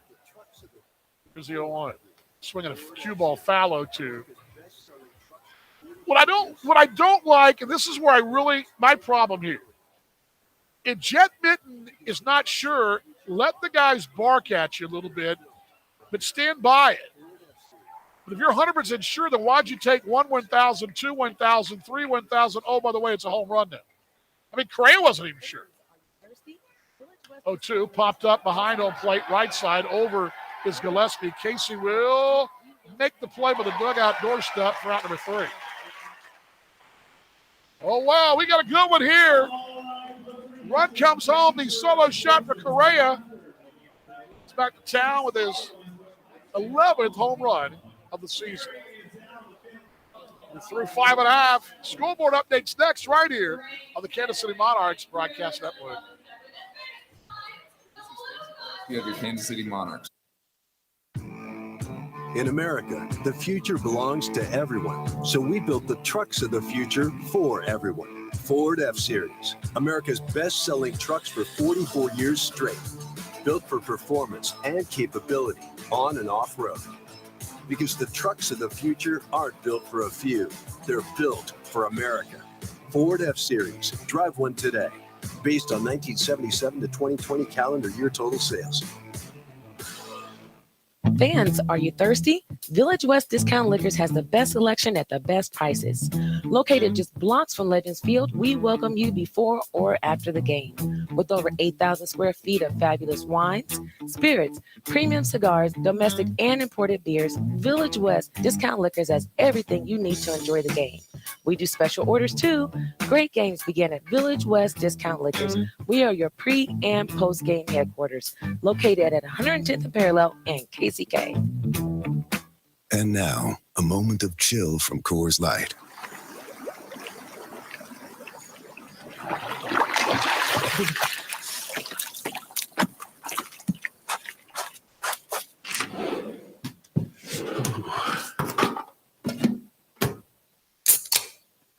Coors Light, mountain cold refreshment, made to chill after the short but cold beer run from hot tub to cabin. 2020 Coors Brewing Company, Golden, Colorado. Celebrate responsibly. Hi, this is Darnell Sweeney of your Kansas City Monarchs. Don't miss a minute of the action all season long on the Monarchs Broadcast Network. Well, we're even here as DB loses his mind in the broadcast booth. Poor Jack walks in going, Vaughn's going crazy. The people next door probably going, Vaughn's crazy. Yes, I did lose my grease there. As a new pitcher coming in, brought to you by your Midwest Ford dealers here. But we also got your scoreboard update brought to you by your Midwest Ford dealers. Let's do that first when Jack's got that for you. And then we'll go on and let DV calm down because I'm about to lose my mind. That drives me insane when you don't. We deserve better. Go ahead, sir. Well, I'm sorry about this right now. This might add a little bit more fuel. We're experiencing some technical difficulties. I'll get it up here shortly. Actually, I think the internet's been bouncing a little bit up here. It has been. I got it right here in a second for you. Okay. Yep. Now we're good to go. Second pitch to Gillespie's away for the ball. It's 2-0. All right, we got a couple finals right now from earlier. At the Steel Yard, Chicago was able to hang on and beat the Railcats by a score of 8-6. That one took 3 hours and 44 minutes. Kane County was able to shut out Winnipeg at Shaw Park. The Cougars win that one 3-0 over the Gold Eyes. Gillespie grounds at the first base right there. Moore is still out there. I think I told you new pitcher, but Moore is still out there. It's a ground ball to first base. And Gillespie retired. Fargo Moorhead right now up by 6 on Houston, 8-2. That one is in the top of the ninth as the Red Hawks should be able to hang on for that one. Lincoln at the bottom of the sixth has a 2-0 lead over Sioux Falls at Haymarket Park. They're looking to bounce back after back-to-back shutout losses. Cleburne up 7-5 on Sioux City as those two continue to battle for positioning in the South Division.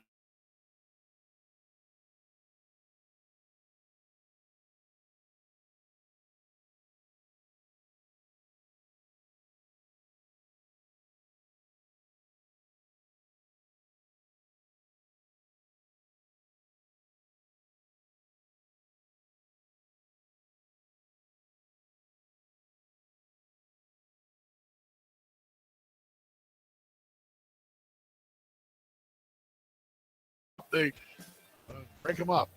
There's the 18th pitch for more of the ball game. It's a check swing, didn't go around 2-0. All right, so let's go back. Let's go back to first. It's not so much, again, home run, no home run, but make a call. Don't just sit there. I mean, that's what got me because obviously he wasn't sure. And because of it, everybody else has a doubt. If you make an emphatic call, fair foul, that was the slowest of ever. Here's the 2-0 to ground ball to first. Another play for Vertigan. This time he'll flip the pitcher covering, and the Milkman's bullpen and their staff just taking care of the Monarchs here tonight with the 2 hits so far. So, I mean, you didn't see it, so what do you think? Well, for me right now, when I look at that play, the late call can be aggravating. The thing for me, and this has always been my stick with umpires, is that Daniel Wassinger, as we just talked about before we went on the air, was gesturing that he was disagreeing that it was fair foul. And third base umpire almost starts approaching Wassinger to tell him to be quiet. Yeah, he's like walking down the line like he's like a coach, like a junior high coach, like going to chew the kid's tail. Exactly, and umpires should never be in a position like that. At the knees are called strike 1-1. An unnamed umpire who I respect a lot in the big leagues has told me before that, if there's any doubt in my mind that I stick with my call, but if it's close, away from the ball 1-1, I'll let them vent. It's in the heat of battle. I get it. And I've heard officials in college football do the same thing. I will let them vent sometimes because it's a little different atmosphere there too, but good grief. Here's the 1-1.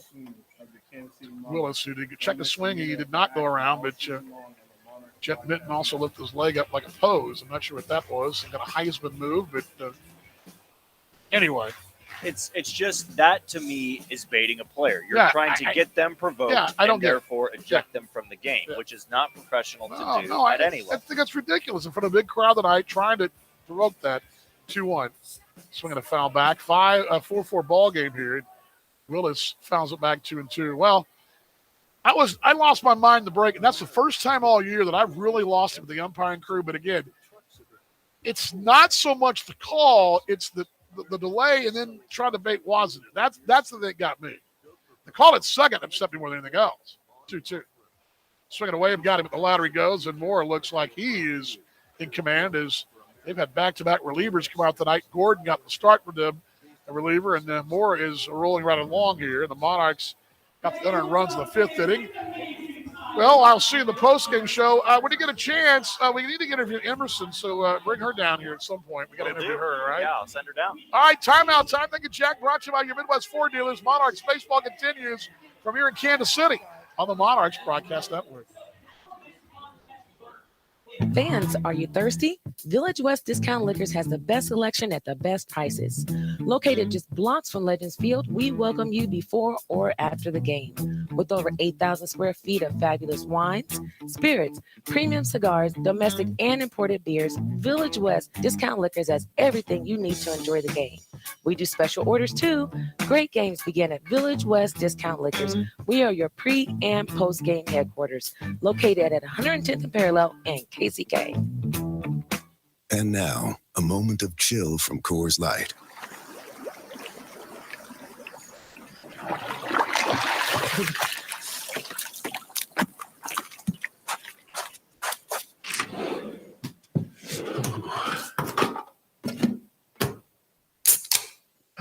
Coors Light, mountain cold refreshment, made to chill after the short but cold beer run from hot tub to cabin. 2020 Coors Brewing Company, Golden, Colorado. Celebrate responsibly. This is Colin Willis of the Kansas City Monarchs. This is where legends play all season long, right here on Monarchs Broadcast Network.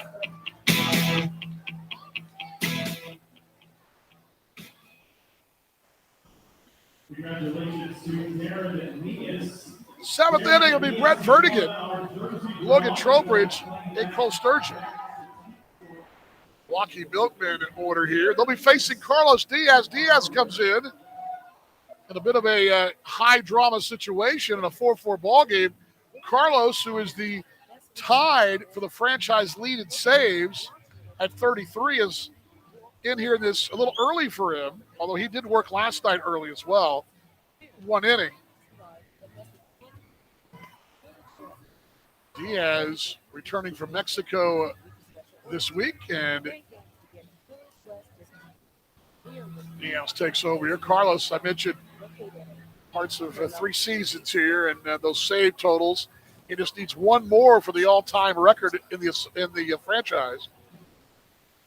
That you figure at some point he's going to get that. But Diaz this year, 25 appearances now. Thank you. 11 saves, 26 innings, 39 strikeouts, 1.39 ERA. Dunsing an inning, a hit, or was it? And a run. Or was it? It's a run because it counted. So, again, I'm a little torn here because my feeling for Correa very strong as a personal friend and a person I really do think a lot about. But the whole sequence of everything else there just kind of under my skin a bit. Dramatic, yes. Lefty. Here's Brett Vertigan. He's 0 for 3. Here's the pitch, showing a bunt. Pops it up.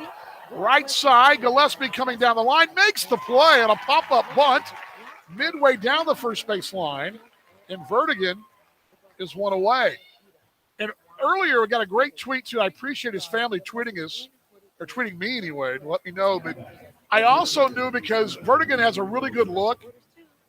I mean, he has the beard and the long hair, and it definitely stands out. And I looked at one, wait, what's Brett Vertigan doing at first base now? And luckily, by the time I saw the tweet, I also realized that I was looking at that gentleman at first base, young man with the longer hair and the beard there. Hit out toward left field. Drifting back is Willis. That's on the run. Colin there, and he will not make the play. It's off the wall there. Logan Trowbridge a double. Colin very nearly made the play right there by the L of the Midwest Ford dealers sign. A double for Trowbridge. And it's going to be a battle of the bullpens. And Diaz, a one-out double.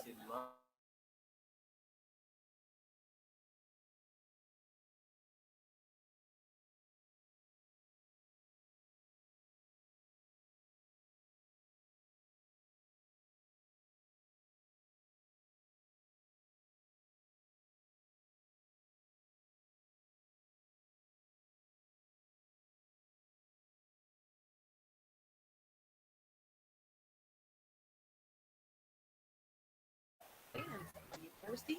Village West Discount Liquors has the best selection. Monarchs. at the best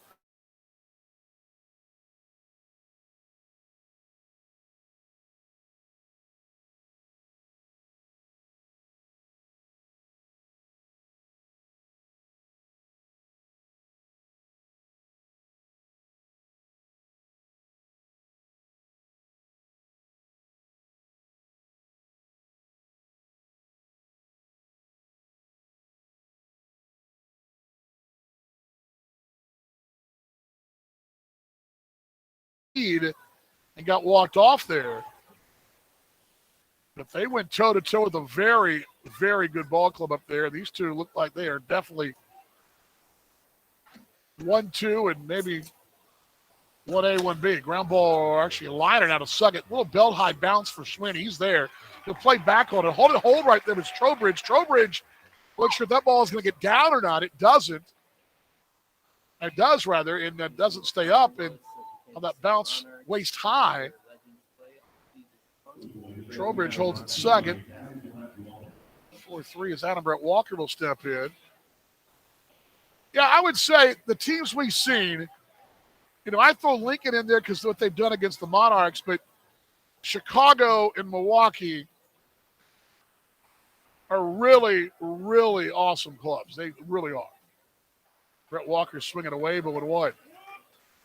And they look like those two teams, whoever comes in second, and now they hang their head about that North because they're both phenomenal ball clubs. They're in a battle right now with these two, Chicago and Milwaukee, in that North Division. 0-1. Popped over our heads, 0-2. So you saw them, or you'll see them back-to-back weeks. And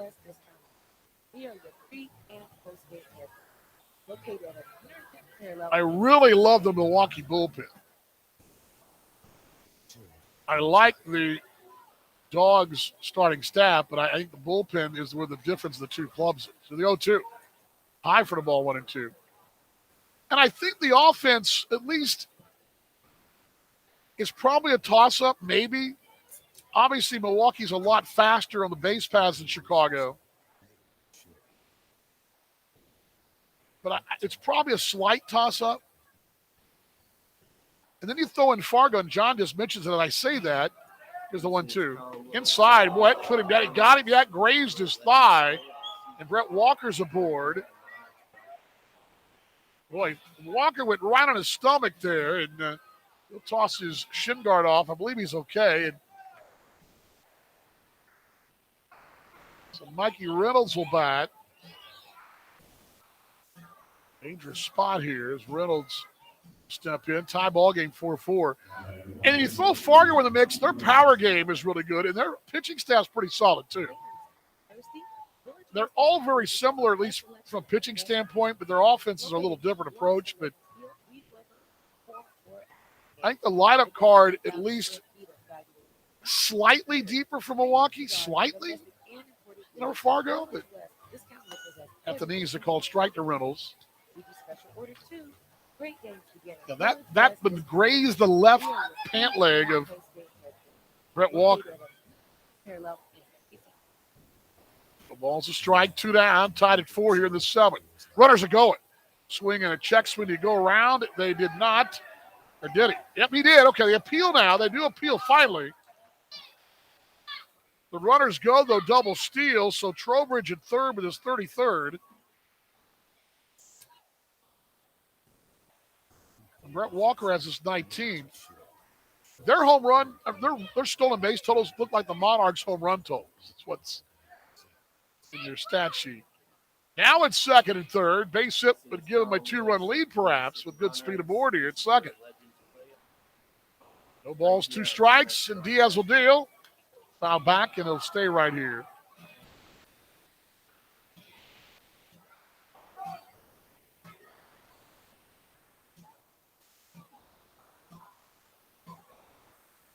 Diaz and Reynolds, teammates for a short window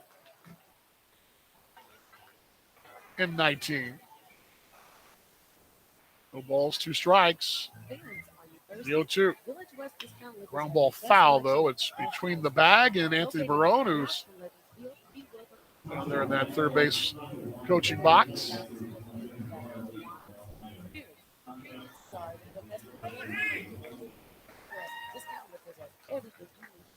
Yeah, Fargo scores some runs too. I believe they're third in runs scored. Kansas City leads the league in runs scored.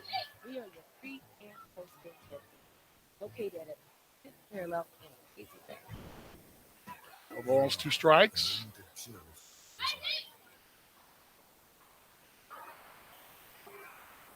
Monarchs came in 290 or probably 585 runs leading the league. They scored 447. They're 8. Mossinger sets up inside. Here's the 0-2. Inside corner. Called strike 3. A little late call there, but Mikey Reynolds, they have a beef right there. Inside corner. Ring him up right there. That's a big one. For you folks watching us in Wisconsin, we salute our friends at the Negro Leagues Baseball Museum in Kansas City. We sing along with Buck O'Neill, the legend of the Monarchs.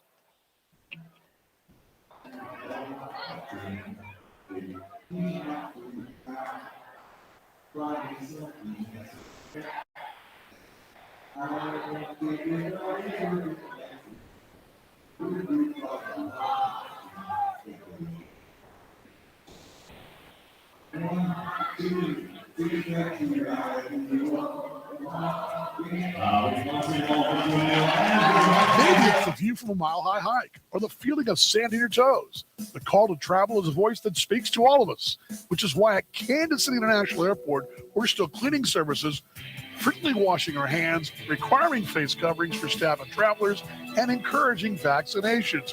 We're ready to get you there, so you're good to go at flykci.com/ready.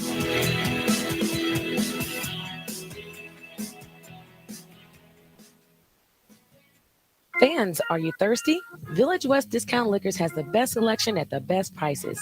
Located just blocks from Legends Field, we welcome you before or after the game. With over 8,000 square feet of fabulous wines, spirits, premium cigars, domestic and imported beers, Village West Discount Liquors has everything you need to enjoy the game. We do special orders too. Great games begin at Village West Discount Liquors. We are your pre- and post-game headquarters, located at 110th and Parallel and KCK. Hey Monarchs fans, it's Carrie. I just want to tell you about some of our brand new party areas we've got at Legends Field. From the right field party terrace to the beer garden that's got yard games and more, to newly renovated suites and our brand new Legends Club. We've got the perfect spot for your next group outing. Interested? Just visit monarchsbaseball.com or give us a call at 913-328-5618 for more information. We can't wait to see you at the ballpark.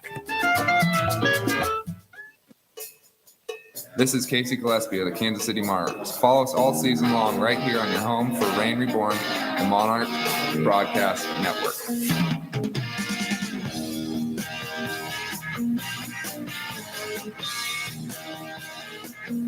New picture brought to you by your Midwest Ford dealers. BuyFordNow.com, the exclusive vehicle of your Monarchs. 6'2", 200-pound right-hander Ryan Boyer, who was at Canisius College, a rookie earlier this year, and he will take over in this 7th inning, tied at 4. And I got to do the same thing I did for Jack, because this is only fair. If I'm going to do it for Jack, I got to do it for this young lady who stops by. So let me stop this and stop this, and we go as we engineer our own broadcast.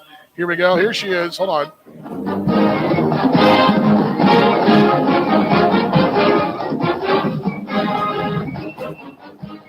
Yeah, Jack got this song too. You get it too. It's your fight song, right? All right, well, here she is playing under the fight song. We talked to you earlier about her because she did a great job with the chart pull and